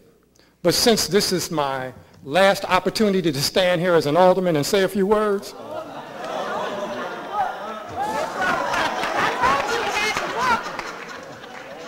I thought I would just write down a few ideas.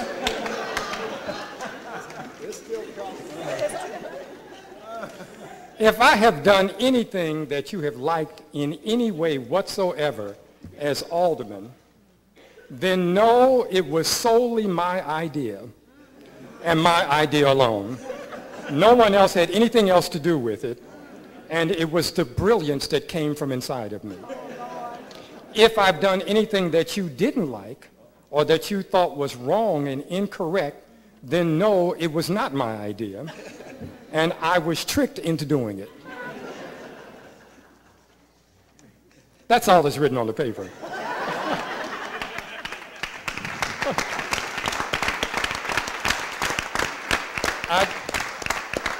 I'd like to thank those who came out today. Kimberly Gardner over here to my left. We have Khatib Waheed. You already heard from Jamala Rogers, Mavis Thompson, our mayor. What am I missing? And other, where's that Frank Williamson? He's still here. We've known each other since about age 14. Okay, about age 14, and we're only, 17 now.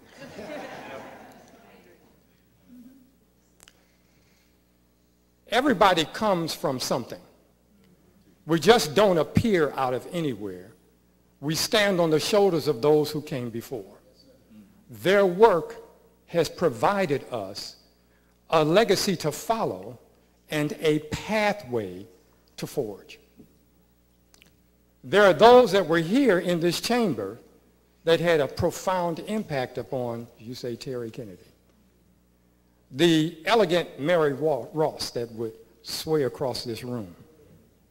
The sometimes very tough Joanne Wayne, who when I was sitting there and I had first got here, came up behind me. I didn't even see her. She moved so stealthily.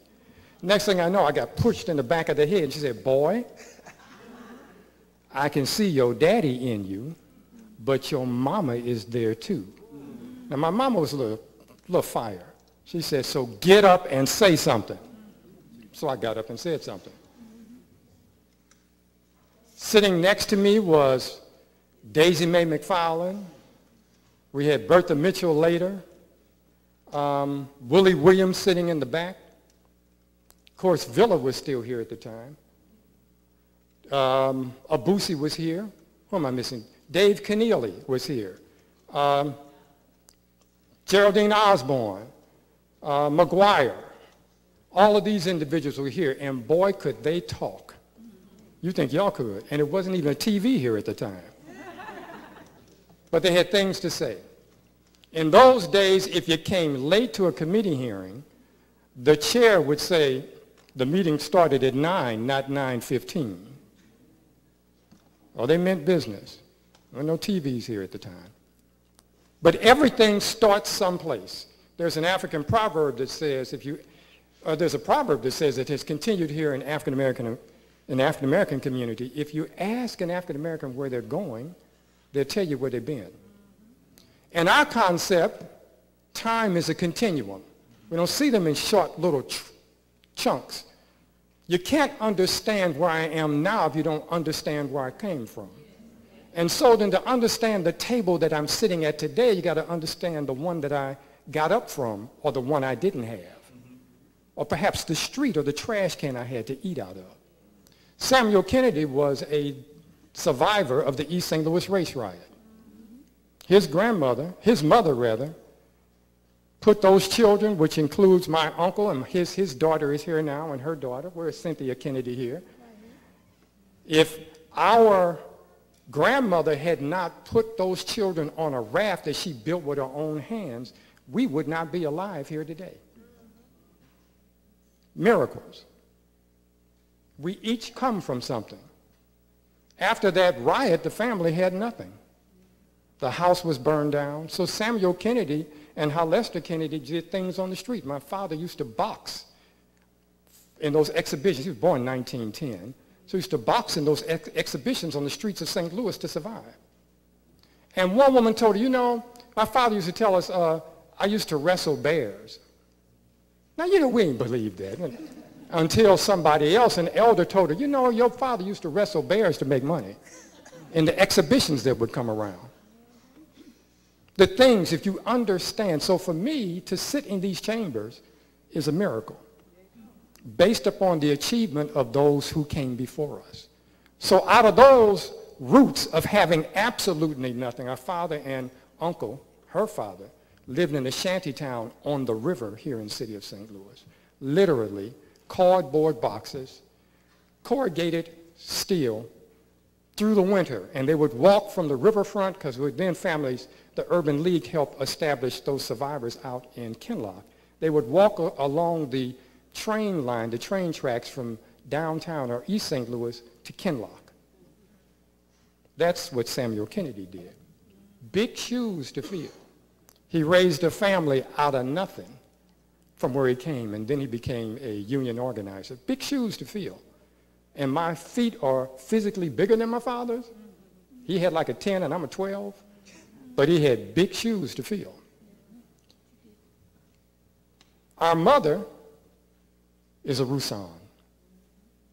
The Roussans were, in 1720, a Frenchman by the name of Philippe Francis Renault brought 500 Africans from Haiti straight up the Mississippi to DeSoto. On my mother's side, we're one of those descendants. They bought them to be slaves and pick up coal in DeSoto, Missouri. From there, they made their way to St. Louis. And somehow, those descendants, Francis Johnson, met Samuel Kennedy, and boy, did they get it on. 5 children came from that. And so I have my twin brother, Gary Thotty, which I am 19 minutes older than him. That's a world of difference. Oh, God, here we go. Where's my other sister? Right here. My sister Azima, that is one of the descendants, and my sister Joyce, who is right behind, this is Dr. Joyce Kennedy. We have to put that on there. Who has come down from Chicago, and she surprised me. I didn't know she was coming. But from those roots, the family engaged in trying to make life better. So my sister Joyce was involved with Norman Say and the sit-ins, the civil rights movement here in the city of St. Louis. This woman right here, Joyce Kennedy. And so then, it's in the blood.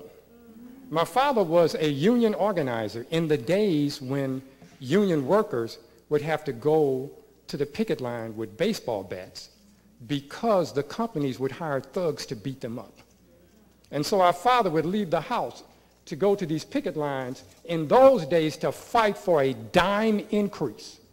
And one year they got real ambitious and said they fought for a quarter increase an hour. in the blood. But it is not just struggle in the blood, there's care. That's what's in there, care for others. And hopefully you can feel that in the family that is up here. You have to know where we came from to understand where we're at today. Ask a African American where they're going, they tell you where they're from. And so then, for me to talk anything about me, I got to tell you where I'm from. How Samuel Kennedy and Francis Johnson and how our great-grandparents, Samuel Horn and Ida Horn, were held in slavery, and how they gently found the exact and perfect tree branch big enough to clock their slave owner and run into freedom. Without that, we wouldn't be here. Samuel Horn and Ida Horn. They had our grandmother, Catherine Horn. So yes, all of our grandparents in my generation are the first generation born free. And I lived with our grandfather. He was born in 1883. He died in 1973. We lived with him till we were age 18. Our sister Joyce had a lot more time. To understand how we stand here today, you got to understand the table that we came from. I'm just telling you a little story. These are the stories of St. Louis that enriches all of us when we know them. My conversations with Alderman Cone was about his experience being who he is in this city, and then how I can be of support, even if it was just a listening ear, and then to let him know not that that other cultures in the world don't have the problems that Europe has about what you're struggling with. To recognize that the world is bigger than just America and the cultures that we all bring to this table that enriches where this place is. And so then, I stand here on the precipice of change. Change is inevitable. Don't ever sit up and talk about, it will never change. Change today is not what yesterday was. Tomorrow will not be like today. It will change. So the question is not whether change is coming. The question is, can we change it in the direction that we like? Can we change it in a more equitable and humane way? Because change is inevitable. Our elders have taught us that ain't nothing constant but change. And so if you put your hat just on how things are today, you're in trouble, because tomorrow's coming. And that sun going to come up in a slightly different angle than the day before. Change is inevitable. It has been my honor to serve the 18th Ward for 30 years. 31. I was 2 when I came. I was just mature for my age. You're just 3 now. I'm just 4. I'm just 4 now. Yeah, 19. I'm 19 minutes older than him. And so then I have constituents that come out, Pam Talley, come on you all, Richard Ellis, Barbara. I'm looking over here, Al Willis, Carol Johnson, we have Ken Hutchison, who am I missing? And a bunch of other folks. Some up in the gallery. I thank you for electing us each one of those years. I said us. Not me, us. I believe that being a twin gives us a unique perspective. I can say I actually know a person. I have known this man since before we were born. Let that sink in. But it helps you, in my opinion, if you actually accept that idea, to have a more collective concept. The West Africans say that a twin is a spirit too big to be in one body. And so it takes 2. A spirit too large to be in one body. And so then, that concept, we're just extending all of our work. We're all just pieces of an idea that we each are a specific aspect of. And so if we look at it that way and quit looking at our differences, we can find the commonality and there work and find answers.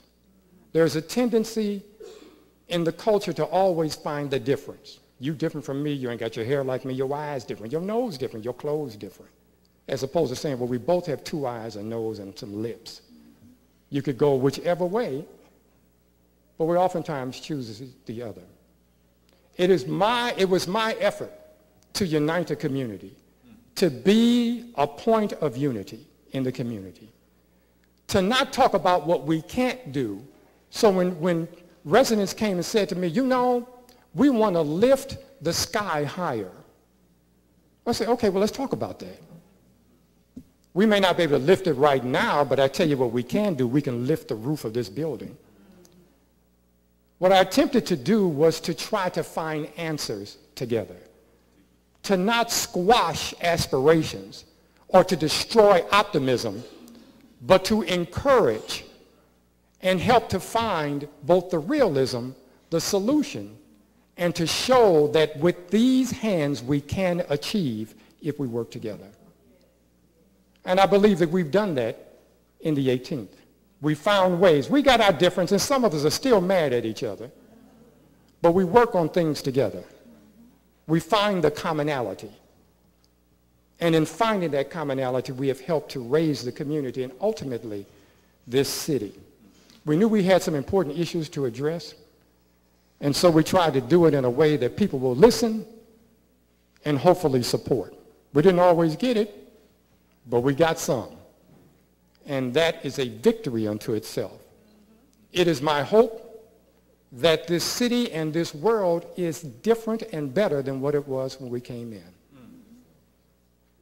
When I was elected in 1989, I was offered the seat. They held the seat that my father sat in, and that's what I sit in right there. All of those older people felt it was good enough for me to sit there. They wanted to say, Terry, this we held for you. And so that is the seat that Samuel Kennedy held. There was no intention to build a dynasty. We had a newspaper say, all of these family dynasties. That is not what the Kennedys were trying to do. I was on the more radical end of things. I was the one out there on those protests. We were the ones out there picketing for inclusion of black studies and the rest of that in the schools. I wasn't talking about being in this conservative business. Come on. It was a group of, no, believe me, those that can affirm this. I didn't even have a suit. Couldn't stand a tie. So, what happened? A group of elders came to me. And they sat me, you know, in your community, you know what the elders do. They bring you in, say, come to my kitchen. That's when you're in trouble. Or they got something important to say. So they said, well, I want to talk to you in the kitchen. So I thought it was like it was 20 of them in there. And they said, we want you to run. Who? We want you to run. Y'all must be talking about, you're the only one in here, son. We want you. Why? They said, because you're active in the community. You got some things to say. What's that? This is not my arena. I have no aspirations of running for political office. And they said, that's another reason why we want you. Because it's not a career goal for you. You'll come here and try to do something honestly. And so many of those elders are no longer with us. One of those was DeVern Calloway, our first black female state representative.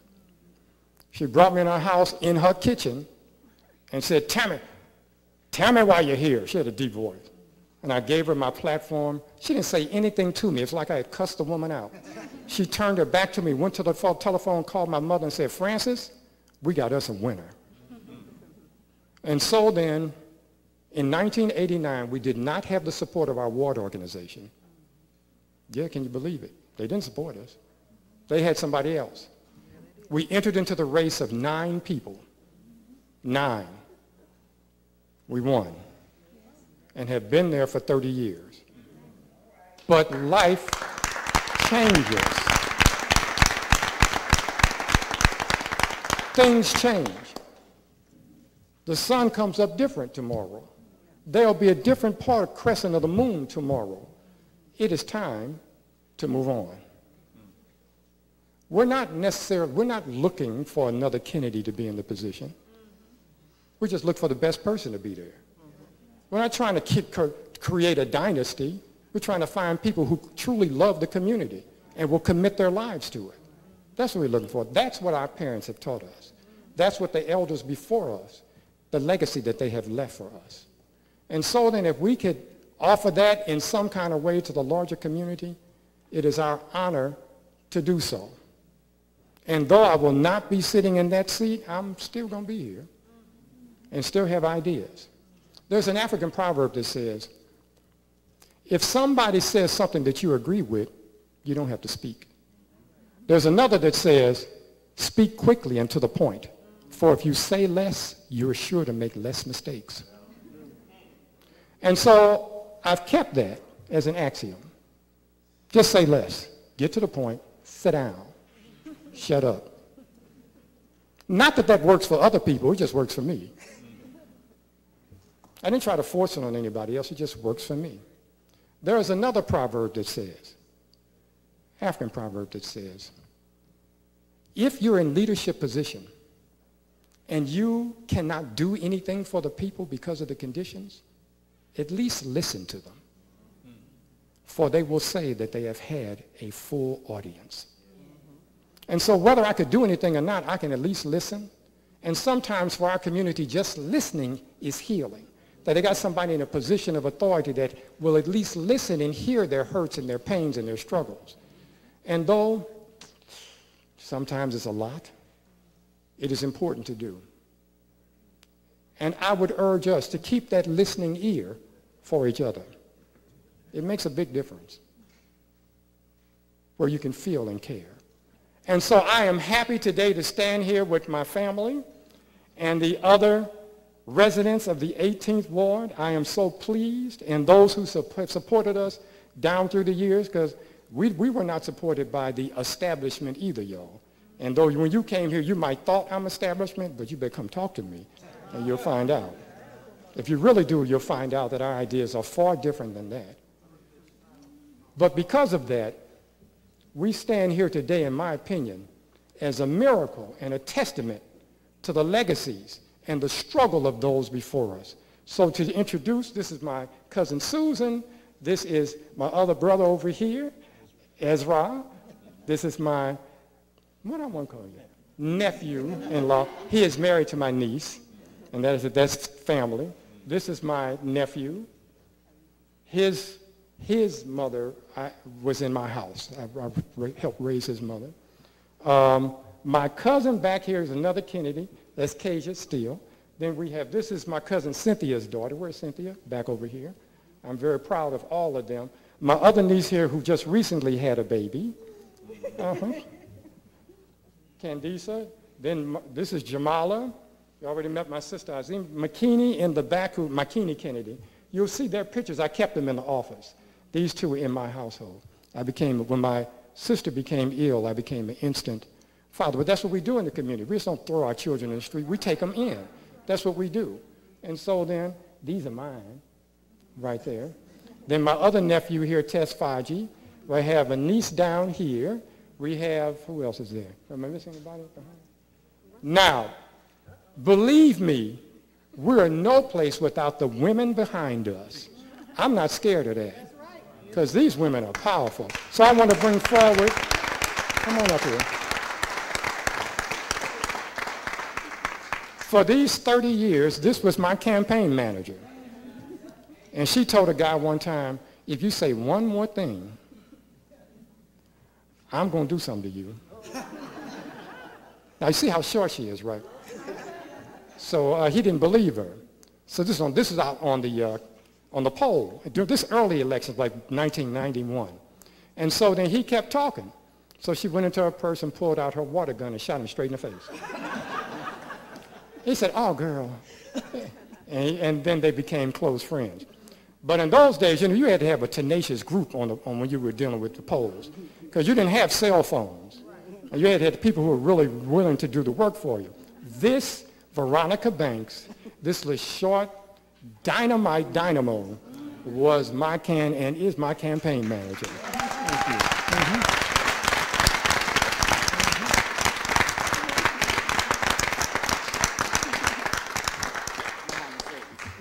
I can hold on to money and she can spend it. Have I missed anyone? Coalicia. It's my brother's wife here, Coalicia, right here. Come on, just be seen. And then, of course, I had an older brother Ronald Kennedy, who passed several years ago, who also worked in our campaigns. The thing to remember, everyone, is that when you're in political office, it's not the individual, it's the family.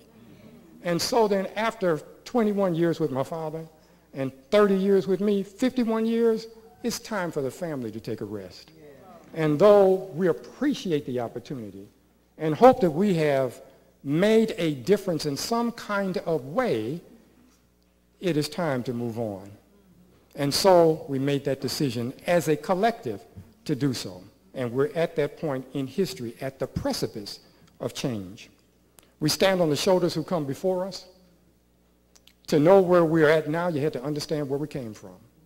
The struggles and the toils, the work and the aspirations, the victories and the tears I've tried to share with you. We're not, quote, an affluent family.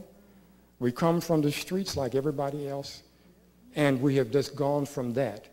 So Samuel Kennedy was not some rich whatever. He was a factory worker at the Burkhart foam factory making foam for the seats in your car, and became a union leader and then became an alderman. His brother became the city's leading black bail bondsman. That was Hollister Kennedy, my cousin's father. Gives you a little of our story of how we got here and why we stand here, I believe, as a miracle today. I appreciate your listening and staying in your seats and not walking out and putting up with our opportunity to share the story of one family in this city, a family that has been here since at least 1720. A story that meant we were here when it was a French territory, a story to tell, a history to share, knowledge to impart. If we've said anything or done anything, as our elders have said, if we have said anything and have done anything of beauty and value, which is what we've tried to do, if we've done anything of beauty and value, all praise is due to the ancestors, for only the mistakes were mine. Thank you.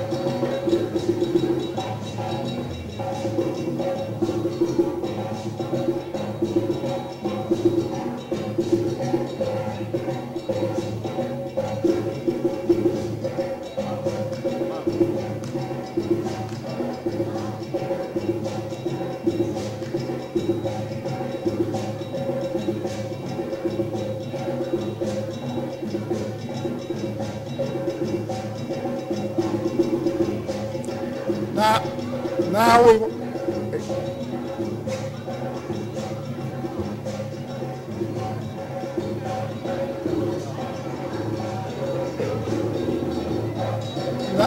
yeah.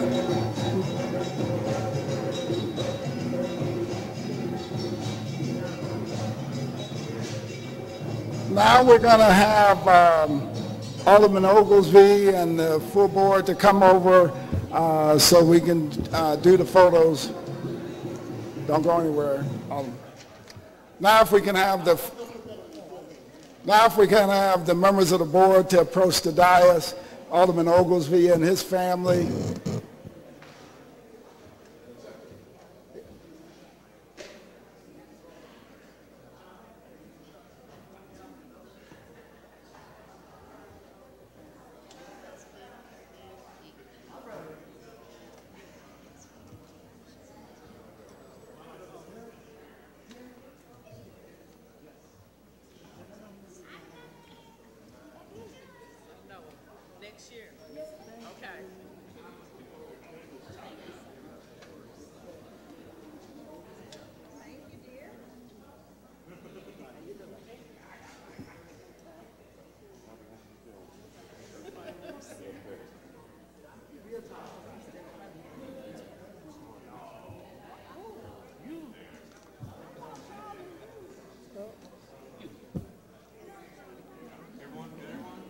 don't know, I'm not tall enough. Yeah, I'll go around.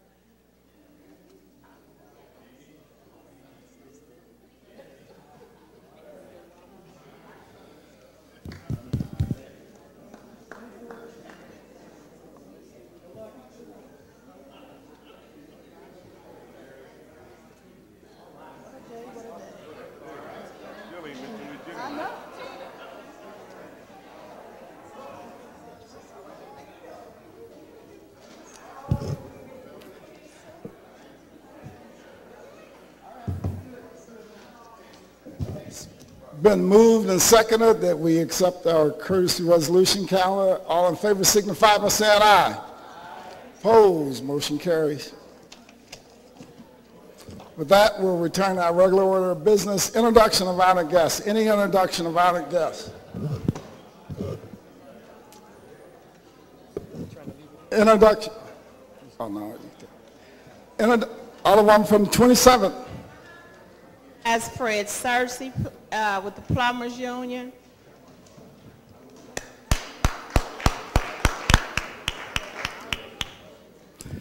Alderman from 6th.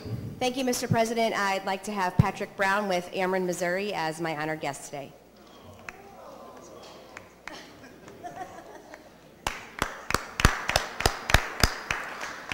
Any further introductions? Any further introductions? Any further introductions? Alderman from 22nd.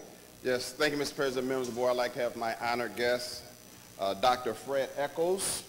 Dr. Echols has served in the U.S. Navy as a medical doctor for 7 years, most recently worked in St. Louis County Health Department. Today, he is our Director of the Health and Hospitals and the first medical doctor to lead our health department in 2 decades. We're also very lucky to have with us today Kara Clark and Matt Frederick. Thank you so much for joining us today. Any further on it? Alderman from 13th. President, members of the board, I'd like to have my honored guest, Jeff Hines, from the Carpenters Regional Council. Thank you. Any further introductions? Any further introductions? Any further introductions? Wait for the Alderman from the 18th. Alderman from 22nd, will you make the motion for the approval of the minutes? Yes, Mr. President, members of the board, I move for approval of the minutes for January the 25th and February the 1st, 2019. Moved by Alderman from the 22nd, seconded by Alderman from the 10th. Any discussion? All in favor signify by saying aye. Aye. Opposed, motion carries. Report of city officials. Report of city officials can be found in A, B, and C of the agenda and have been placed in the aldermen's mailboxes. We will dispense with line item 7. Would anyone like to take any bills off of any?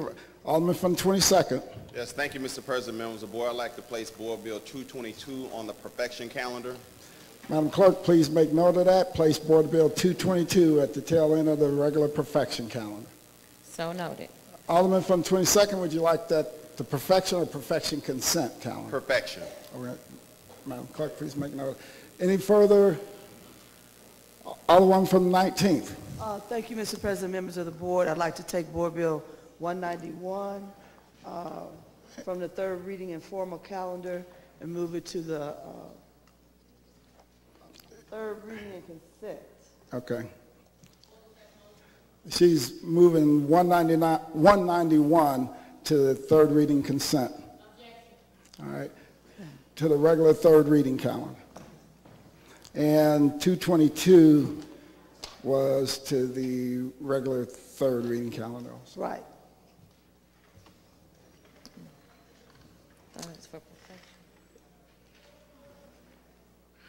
Any further bills? Any further bills? With that, we will dispense with line items 10 through 14. Perfection consent. Board Bill 236, sponsored by Alderman Rhodey, an ordinance recommended by the Board of Public Service to conditionally vacate above surface, surface, and subsurface rights for vehicles, equestrian, and pedestrian travel in a section of Spring beginning approximately 445 feet south of Forest Park and continually southwardly 30 feet to its terminus at Market Interstate 64 in the city. Board Bill 192, sponsored by Alderwoman Davis, an ordinance establishing and creating a PUD district for portions of city blocks 3926 and 4585 to be known as Olive West Planned Unit Development District. Board Bill 233, sponsored by Alderman Ornowitz, an ordinance authorizing and directing the Director of Department of Human Services to accept funding in the amount of not to exceed $15,000 from the Oasis Institute and enter into and execute agreements with the Oasis Institute in substantially the same form as Exhibit A and Exhibit B, attached hereto and incorporated herein by reference for the purpose of providing 2 fall prevention programs for older adults, appropriating said funds, and authorizing the Director of Department of Human Services upon approval of Board of Estimate and Apportionment to expend such funds as permitted by the agreements and containing an emergency clause. Board Bill 234, sponsored by Alderman Ornowitz, an ordinance authorizing and directing the Director of Department of Human Services to enter into and execute an agreement with the Missouri Association of Area Agency on Aging for the purpose of providing certain home and community-based services in an amount not to exceed $17,000, appropriating said funds and authorizing the Director of the Department of Human Services upon approval of the Board of Estimate and Apportionment to expend such funds as permitted by the agreement and containing an emergency clause. Board Bill 235, sponsored by Alderman Kennedy, an ordinance amending Section 1 of Ordinance 67588 to exclude such blocks in North Kings Highway between Delmar Boulevard and Wells Avenue from the 18th Ward Liquor Control District. That is the extent of perfection consent. Alderman from the 22nd, would you handle the motion for the perfection consent calendar? Mr. President, I move the before-mentioned bills be passed on the perfection consent calendar. Been moved by the Alderman from the 22nd, seconded by the Alderman from the 1st. Any further discussion? All in favor signify by saying aye. Aye. Opposed? Motion carries. And Madam Clerk, it appears that on the informal calendar, Board Bill 222 was it showed on the 3rd reading informal calendar. That bill should have been on the perfection informal calendar. So please place Board Bill 222 on the perfection calendar. So noted.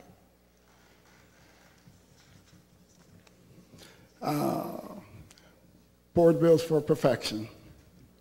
Board Bill 222, sponsored by Alderman Boyd, an ordinance recommended by the Board of Estimate and Apportionment, authorizing and directing the city to issue and sell its general obligation bonds in various series in an aggregated principal amount of not to exceed $40 million, of which no more than $6 million in aggregated principal amount shall be issued annually for the purpose of stabilizing within the limits described in the city's proposition NS ordinance containing an emergency clause. Alderman from the 22nd, you recognize on the perfection of Board Bill 222. Thank you, Mr. President, members of the board. I move for perfection of Board Bill 222. Moved by the Alderman from the 22nd. Entertain a second on that motion. Seconded by the Alderman from the 23rd and Alderman from the 27th. Any discussion? Yes, Mr. President, we had a lot of discussion about Board Bill 222 before we went on a spring break, and there were a couple attachments that people had issues with. They were not in full form, but everyone should have on their desk the full bill with all attachments. There's attachment A, which is the cooperating agreement attached to Board Bill 222, and then there's attachment A to the cooperating agreement, which is part of the process of selecting the buildings to be rehabbed. Any further discussion? Any further discussion? Alderman from the 1st. Mr. President, members of the board, if the Alderman from the 22nd would yield. Alderman from the 22nd will yield to Alderman from the 1st. Yes. Alderman from the 1st, please proceed. Alderman, I have 2 Board Bill 222s on my desk. And so they gave me one, and then they came back and said, this is a different one, and this is the full one. So if you could enlighten me about Sure, it's kind of confusing. Originally everybody had board bill, should have had board bill 222 in their perfection packet on their desk. But it's absent of the Annex A, Exhibit A. So the full one that you have that was passed out this morning has both Exhibit A's. And that's the only difference, that the exhibits are now attached. And you might have two of the actual same packets. There's not been an amendment. It was just attaching amendments that originally, when we were here in February, I guess it was. Exhibits. When it was, it February? Yep. Yes, okay, so you just attached exhibits. You didn't amend anything. Correct. All right, thank you. Mr. President, unless there are any other questions, I renew my motion. Any further discussion? Any further discussion? Further discussion. Alderman from the 22nd, you recognize to close. I renew my motion, Mr. President. It's been moved and seconded that we perfect Board Bill number 222. There's been a request for roll call. Madam Clerk, please call the roll. Alderwoman Tyus. Alderwoman Middlebrook. Alderman Bosley. Alderman Moore. Alderwoman Hubbard. Alderwoman Ingracia. Alderman Kotar. Alderwoman Rice. Alderman Gunther. Alderman Vollmer. Alderwoman Martin. Alderman Ornowitz. Alderwoman Murphy. Alderwoman Howard. Alderwoman Green. Alderman Odenberg. Alderman Rhodey. Alderman Kennedy. Alderwoman Davis. Alderwoman Spencer. Alderman Muhammad. Alderman Boyd. Alderman Vaccaro. Alderman Ogilvie. Alderman Cone. Alderwoman Boyd. Alderwoman Navarro. Mr. President. Aye. Alderman Bosley. Alderman Moore. Alderman Kotar. Alderman Vollmer. Alderman Ornowitz. Alderman Kennedy. Alderman Muhammad. Alderman Cone. Alderman Bosley. It's 21 aye votes and 1 no vote. By a vote, you sustain the motion of the Alderman from the 22nd and perfected Board Bill 222. Alderman from the 22nd, would you like to make the motion for suspension of the rules?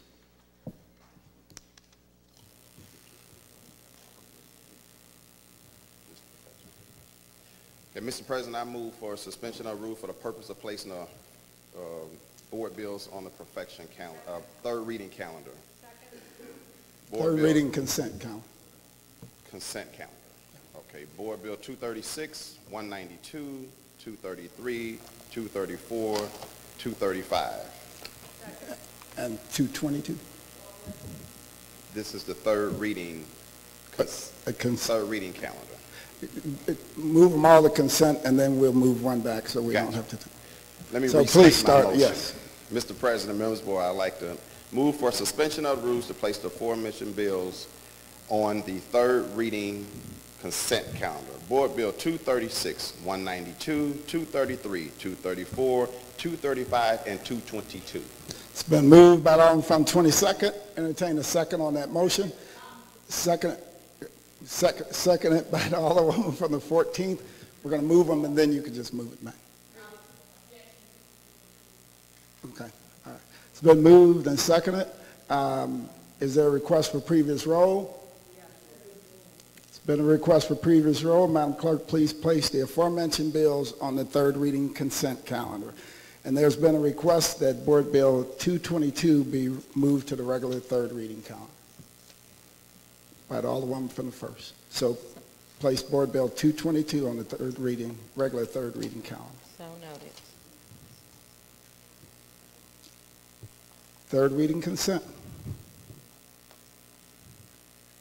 Board Bills 155, 156, 186, 187, 199, 205, 206, 208, 209, 210, 211, 218, 220, 221 as amended, 188 as amended, 175 committee sub, 229, 26, 136, 195, 196, 197, 198, 212 committee sub, 166 floor sub,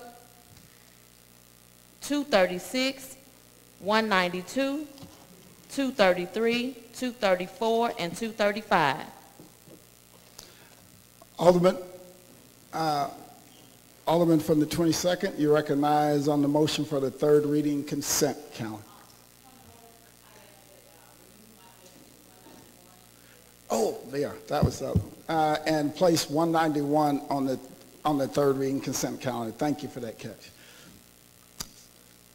So read 191. And Board Bill 191. Alderman from the 22nd, you recognize on the motion for the third reading consent calendar. Mr. President, members of the board, I move for approval of the third reading consent calendar. It's been moved by the Alderman from the 22nd, seconded by the Alderman from the 14th. Any discussion? Is there a request for previous roll? There's been an objection to previous roll. Madam Clerk, please call the roll. Alderwoman Tyus, Alderwoman Middlebrook, Alderman Bosley, Alderman Moore, Alderwoman Hubbard, Alderwoman Ingracia, Alderman Kotar, Alderwoman Rice, Alderman Gunther, Alderman Vollmer, Alderwoman Martin, Alderman Ornowitz, Alderwoman Murphy, Alderwoman Howard, Alderwoman Green, Alderman Oldenburg, Alderman Rhodey, Alderman Kennedy, Alderwoman Davis, Alderwoman Spencer,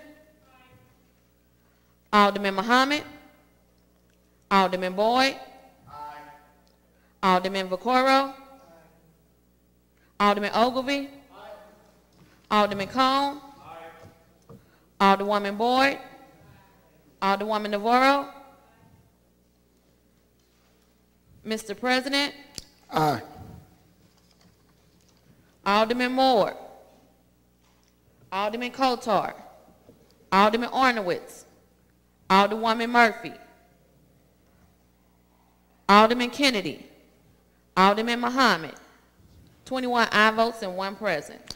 By your vote, you stay in the motion. And Alderman from the 22nd, third read, and finally passed the aforementioned bills. Third reading and report of engrossments. Board Bill 231, sponsored by Alderwoman Tyus and Alderman Muhammad, an ordinance enacted pursuant to Section 56.540, Revised Statutes of Missouri, to repeal Ordinance 70056 relating to the Office of Circuit Attorney, allocating the positions established by Section 56.540, Revised Statutes of Missouri, to classes with grades and a schedule setting minimum and maximum salaries for such grades by repealing Section 2 and replacing said section with provisions of this ordinance, providing that such salaries be paid biweekly, providing for payment of overtime wages shall be subject to the requirement of Fair Labor Standard Acts of 1938 as applicable, and shall be allowed on the basis of hours worked and biweekly rate of pay. Compensatory time may be allowed in lieu of overtime as provided by law when such overtime is authorized as necessary by the circuit attorney and containing an emergency clause. Alderman from the first, you recognize on third reading, final passage of Board Bill 231. Mr. President, members of the board, I move for third reading, final passage of Board Bill 231. Moved by the Alderwoman from the first. Entertain a second on that motion. Seconded by the Alderman from the 22nd. Alderwoman from the first, please proceed. Mr. President, members of the board, Board Bill 231 is a pay ordinance for the circuit clerk's office. It is actually separated with another part that will go before Ways and Means. So this is the setup of how you set up the salaries and what assignments people are to different positions. And actually, we had to have a table of organization for the committee members, and if anybody wants it, I can share it with them, that the circuit attorney sent over so that people would know where her positions were and who they were.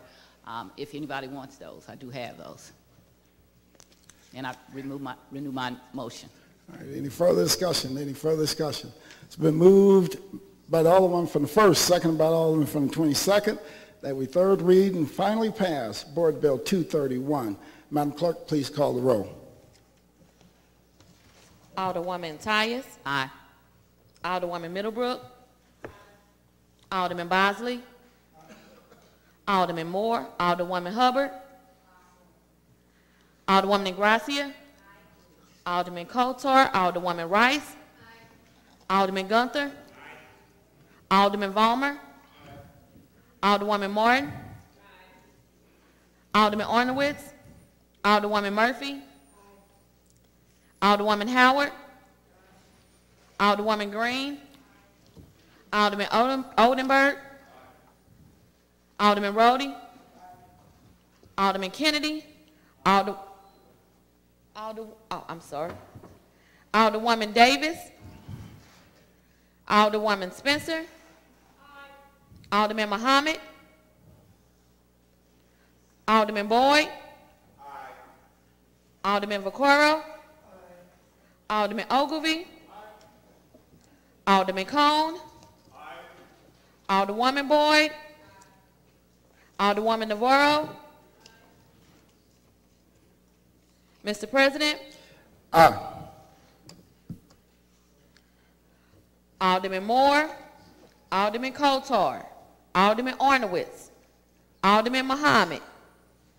24 aye votes.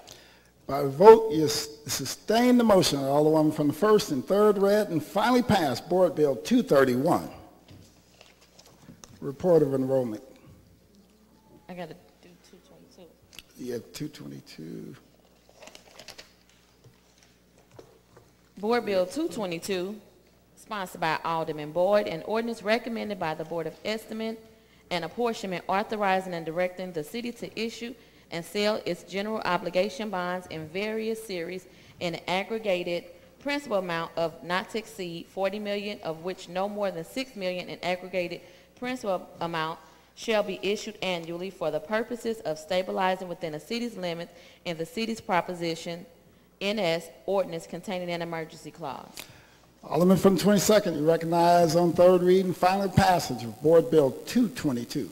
Mr. President, members of the board, I move for third reading final passage of Board Bill 222. Moved by the Alderman from the 22nd, and seconded by the Alderman from the 14th and the 27th. Alderman from the 22nd, please proceed. Unless there's any discussion or debate, I renew my motion. Any further discussion? It's been moved and seconded, moved by the Alderman from the 22nd, seconded by the Alderman from the 14th and the 27th. Madam Clerk, please call the roll. Alderwoman Tyus. Alderwoman Middlebrook. Alderman Bosley. Alderman Moore. Alderwoman Hubbard. Alderwoman Ingracia. Alderman Kotar. Alderwoman Rice. Alderman Gunther. Alderman Vollmer. I'm sorry. Alderwoman Martin. Alderman Ornowitz. Alderwoman Murphy. Alderwoman Howard. Alderwoman Green. Alderman Oldenburg. Alderman Rhodey.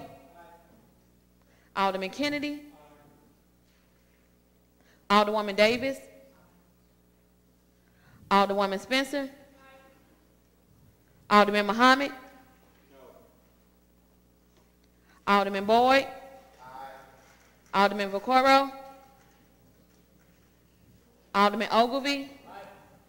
Alderman Cone? Alderwoman Boyd? Alderwoman Navarro?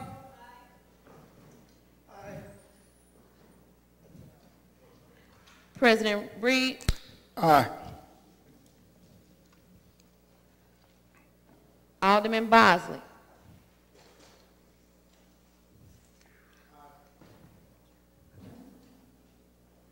Alderman Moore? Alderman Vaccaro?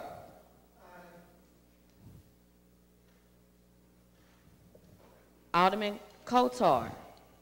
Alderman Ornowitz? 23 aye votes and 2 no votes. By your vote, you sustain the motion. Alderman from the 22nd and 3rd read and finally passed Board Bill 222.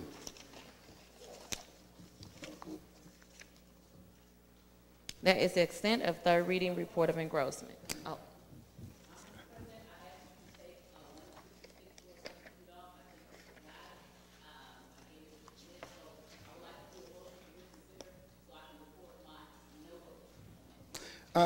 You don't have to do that. You can record it in the journal by putting a statement in the journal.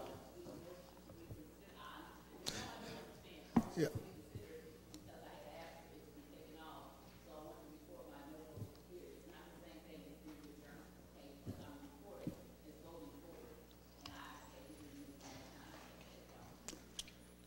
If you would like to do a motion to reconsider, we can reconsider it.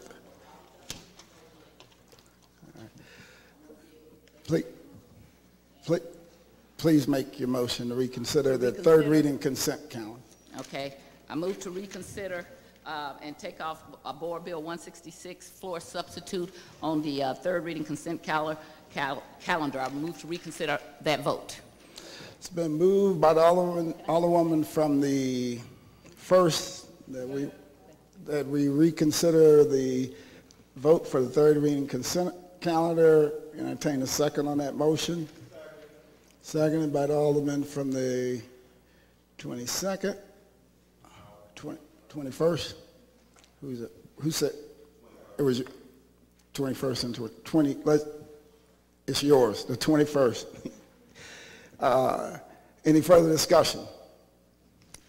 Mr. President, members of the board, I'm asking for a motion to reconsider because I usually go up to the president and I give him in writing, and I know sometimes it's not that he intentionally would do anything, and even I only heard it after we had voted. I had asked that this be put on the third reading and report of engrossment and final passage instead of the consent, and it accidentally got put in there, so I just want to do a motion to reconsider so that we can reconsider it and put it on the correct calendar so that I will be able to debate and say why I am opposed to this bill instead of just recording it in the journal. And I'd ask your support for my motion to reconsider. All right. Any further discussion? Any further discussion? Alderman from the 17th. Yes, Mr. President, in light of the late hour and the fact that we've been down here for a long time, I would urge that we just vote no on this and encourage the Alderwoman to make a note for the journal. It's been moved by the Alderwoman from the 1st, seconded by the Alderman from the 21st that we suspend the rules for the purposes of we move to reconsider the previous vote for the third reading consent calendar. Madam Clerk, please call the roll. Alderwoman Tyus? Alderwoman Middlebrook? Alderman Bosley? Alderman Moore? Alderwoman Hubbard? Alderwoman Ingracia? Alderman Kotar? Alderwoman Rice? Alderman Gunther? Alderman Vollmer? Alderwoman Martin? Alderman Ornowitz? Alderwoman Murphy? Alderwoman Howard? Alderwoman Green? Alderman Oldenburg? Alderman Rhodey? Alderman Kennedy? Alderwoman Davis? Alderwoman Spencer? Alderman Muhammad. Alderman Boyd. Alderman Vaccaro. Alderman Ogilvie. Alderman Cone. Alderwoman Boyd. Alderwoman Navarro. Mr. President. Aye. Alderman Moore. Alderman Kotar. Alderman Ornowitz. 24 aye votes and 1 no vote. All right, vote, you stay in the motion of the Alderwoman from the first. So brings us back to the third reading consent calendar. Do you want to move the bill, or do we just? It'd be best just to take the vote and let you vote no. That's the most expedient piece at this point. Thank you. I thought the Alderman had to bring the bill up before I could speak to it, so that's a point of order. No, I don't know if you just wanted to record your no vote. If you want to, we could just revote the third reading consent calendar and you vote no there. Otherwise, we can move it to the third reading calendar. Correct, that's what I want. All right. Madam Clerk, please place Board Bill 166 for substitute on the regular third reading calendar. So noted. Third reading consent. Board Bills 155, 156, 186, 187, 199, 205, 206, 208, 209, 210, 211, 218, 220, 221 as amended, 188 as amended, 175 committee sub, 229, 226, 136, 195, 196, 197, 198, 212 committee sub, 236, 192, 233, 234, 235, and 222.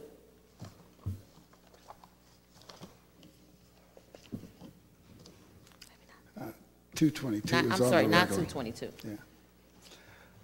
Alderman from the 18th, you recognize on the third reading consent calendar of the aforementioned bills. President, members of the board, I move for adoption of the third reading consent calendar. It's been moved by the Alderman from the 18th, seconded by the Alderman from the 22nd. Any further discussion? Madam Clerk, please call the roll. Alderwoman Tyus. Alderwoman Middlebrook. Alderman Bosley. Alderman Moore. Alderwoman Hubbard. Alderwoman Ingracia. Alderman Kotar. Alderwoman Rice. Alderman Gunther. Alderman Vollmer. Alderwoman Martin. Alderman Ornowitz. Alderwoman Murphy.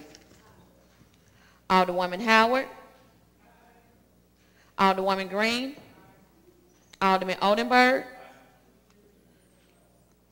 Alderman Rhodey. Alderman Kennedy. Alderwoman Davis. Alderwoman Spencer. Alderman Muhammad. Alderman Boyd. Alderman Vaccaro. Alderman Ogilvie. Alderman Cone. Alderwoman Boyd.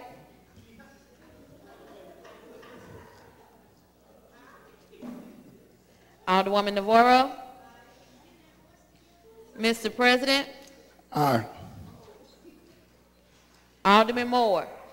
Alderman Kotar. Alderman Ornowitz. Alderman Kennedy. I'm sorry, Alderwoman Davis.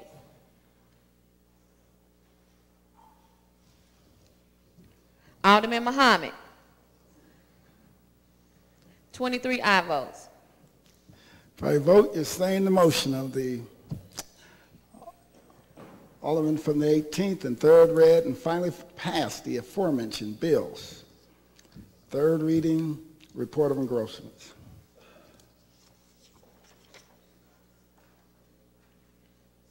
Board Bill 155. Not 165 floor. I'm One- sorry. 166 floor substitute. Oh, okay. 166, floor sub, sponsored by Alderman Rhodey. An ordinance determining that the tax increment financing plans listed in Exhibit A are making satisfactory progress under the proposed time schedule for completion of projects herein. Alderman from the 17th, you recognize on the third read and final passage of Board Bill 166, floor substitute. I move for third reading, final passage. Moved by the Alderman from the 17th, entertained second by the Alderman from the 16th. Any discussion? Alderman from the 1st. Members of the board, in honor of thanking everybody for letting me to reconsider my vote, it'll be very short. I do not believe that the exhibit that the Alderman passed out at our last meeting showing that much of his projects were in red is satisfactory progress. For that reason, and for the other reason that I believe that his use of tax increment financing over the years has been outrageous, I am going to vote no against Board Bill 166, floor substitute, and that is the extent of my debate. Any further discussion? Any further discussion? Alderman from the 17th, you recognize to close. Motion. It's been moved by the Alderman from the 17th, seconded by the Alderman from the 16th, that we third read and finally pass Board Bill 166, floor substitute. Madam Clerk, please call the roll. Alderwoman Tyus. Alderwoman Middlebrook. Alderman Bosley. Alderman Moore. Alderwoman Hubbard. Alderwoman Ingracia. Alderman Kotar. Alderwoman Rice. Alderman Gunther. Alderman Vollmer. Alderwoman Martin. Alderman Ornowitz. Alderwoman Murphy. Alderwoman Howard. Alderwoman Green. Alderman Oldenburg. Alderman Rhodey. Alderman Kennedy. Alderwoman Davis. Alderwoman Spencer. Alderman Muhammad. Alderman Boyd. Alderman Vaccaro. Alderman Ogilvy. Alderman Cone. Alderwoman Boyd. Alderwoman Navarro. Mr. President. Aye. Alderman Bosley. Alderman Moore. Alderman Kotar. Alderman Ornowitz. Alderwoman Davis. Alderman Muhammad. Alderman Boyd. 22 aye votes and 2 no votes.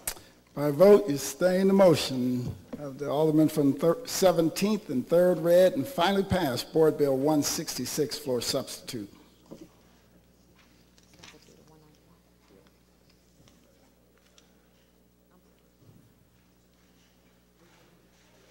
Board Bill 191. Okay. Board Bill 191, sponsored by Alderwoman Davis, an ordinance recommended and approved by the Airport Commission, the Comptroller. Continue, Madam Clerk. Board of Estimate and Apportionment making certain findings with respect to the transfer of up to $17,727,769 of excess monies that the City of St. Louis, the owner and operator of St. Louis Lambert International Airport, intends to transfer from the Debt Service Stabilization Fund to the Airport Revenue Fund. Alderwoman from the 19th, you recognize on the third reading, final passage of Board Bill 191. Mr. President, members of the board, I move to adopt Board Bill 191. Moved by the Alderman from the 19th. Entertain a second on second by Alderman from the 13th and an Alderman from the 22nd. Any discussion? Alderman from the 19th, you recognize the close. I renew my motion. It's been moved by the Alderman from the 19th, seconded by the Alderman from the 13th and the Alderman from the 22nd, that we third read and finally pass Board Bill 191. Madam Clerk, please call the roll. Alderwoman Tyus. Alderwoman Middlebrook. Alderman Bosley. Alderman Moore. Alderwoman Hubbard. Alderwoman Ingracia. Alderman Cotard. Alderwoman Rice. Alderman Gunther. Alderman Vollmer. Alderwoman Martin. Alderman Ornowitz. Alderwoman Murphy. Alderwoman Howard. Alderwoman Green. Alderman Oldenburg. Alderman Rhodey. Alderman Kennedy. Alderwoman Davis. Alderwoman Spencer. Alderman Muhammad. Alderman Boyd. Alderman Vaccaro. Alderman Ogilvie. Alderman Cone. Alderwoman Boyd. Alderwoman Navarro. Mr. President. Alderman Moore. Alderwoman Hubbard. Alderman Cotard. Alderman Ornowitz. Alderman Kennedy. Alderman Muhammad. 22 aye votes. By your vote, you sustain the motion. Alderman from the 19th and third read and finally passed Board Bill 191.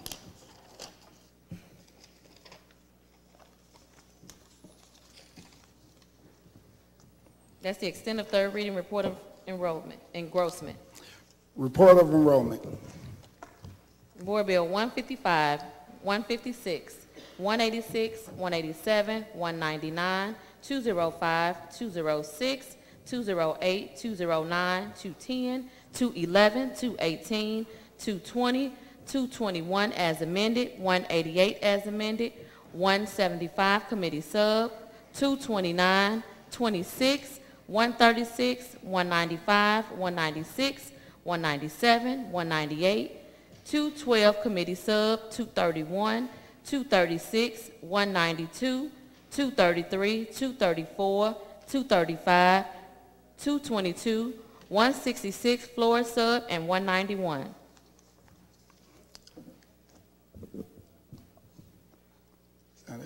All other business being suspended, the President shall in open session affix his signature hereto to the end that these may become law.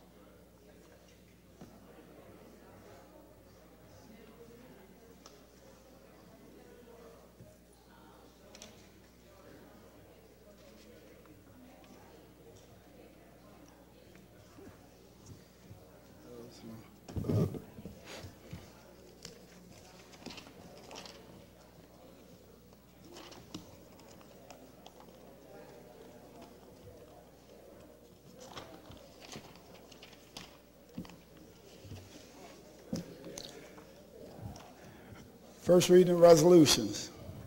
Resolution 295, sponsored by Alderman Boyd.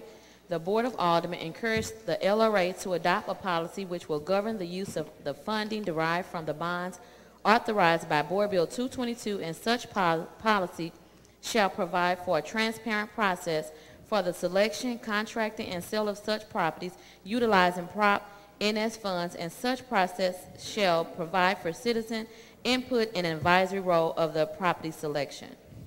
Madam Clerk, at the request of the sponsor, Resolution 295, he's chosen to withdraw it. So noted. Second reading resolutions. We have none. Miscellaneous unfinished business. St. Louis Housing Authority Commission, Leonard Jones, Stephen Foch, Gail Brown, Danetta James, and Annetta Booth.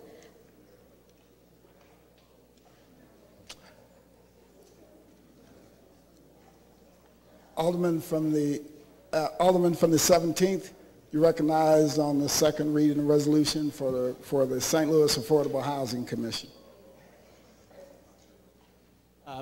Mr. President, members of the board, the HUD's committee met this morning. We had all four nominees in attendance, and we had a constructive and meaningful discussion with each of them, and it was voted on unanimously that they be appointed. All right, it's been moved by the Alderman from the 17th. Entertain a second on that motion. Seconded by the Alderman from the 19th. Any discussion? All in favor signify by saying aye. Opposed? Motion carries. That is extent of miscellaneous and unfinished business. Announcements. Tuesday, April 16th, full board meeting, room 230, 10 a.m. in the chambers. First meeting of the 2019-2020 session. That is the extent of announcements. For everyone who is newly reelected and for any of the newly elected aldermen that are here, still here, we need to have you here tomorrow morning at 9:30 for the swearing in the leisure room prior to the board meeting. So make sure that you're here by 9:30. If you have any family and friends that you're inviting, tell them that the start time is at 9:30. Any further announcements? Alderman from the 10th. Any further? Alderman from the 10th. Thank you, Mr. President. Members of the board, I'd like to make an announcement that the outfit being worn by Mr. Ogilvie is part of the Dave Swinney Spring Collection. It's available in the gift shop down in the Rotunda today. Thank you very much. All right. Any further announcements? Any further announcements?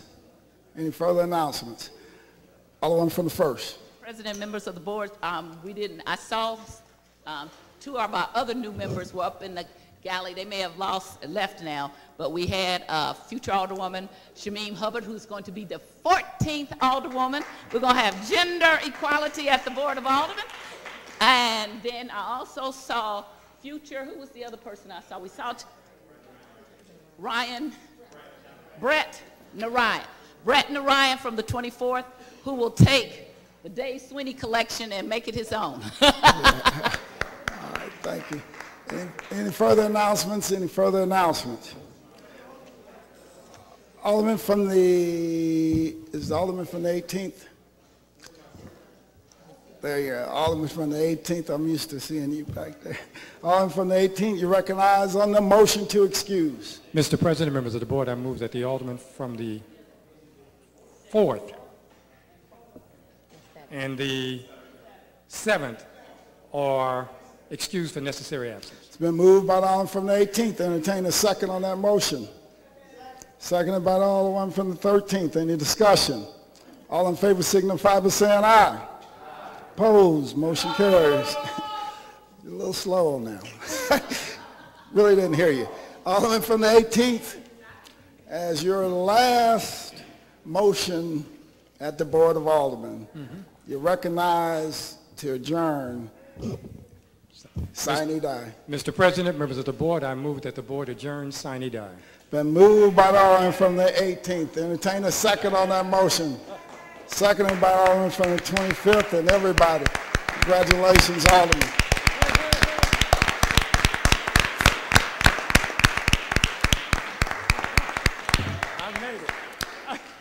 We're adjourned. Sine die.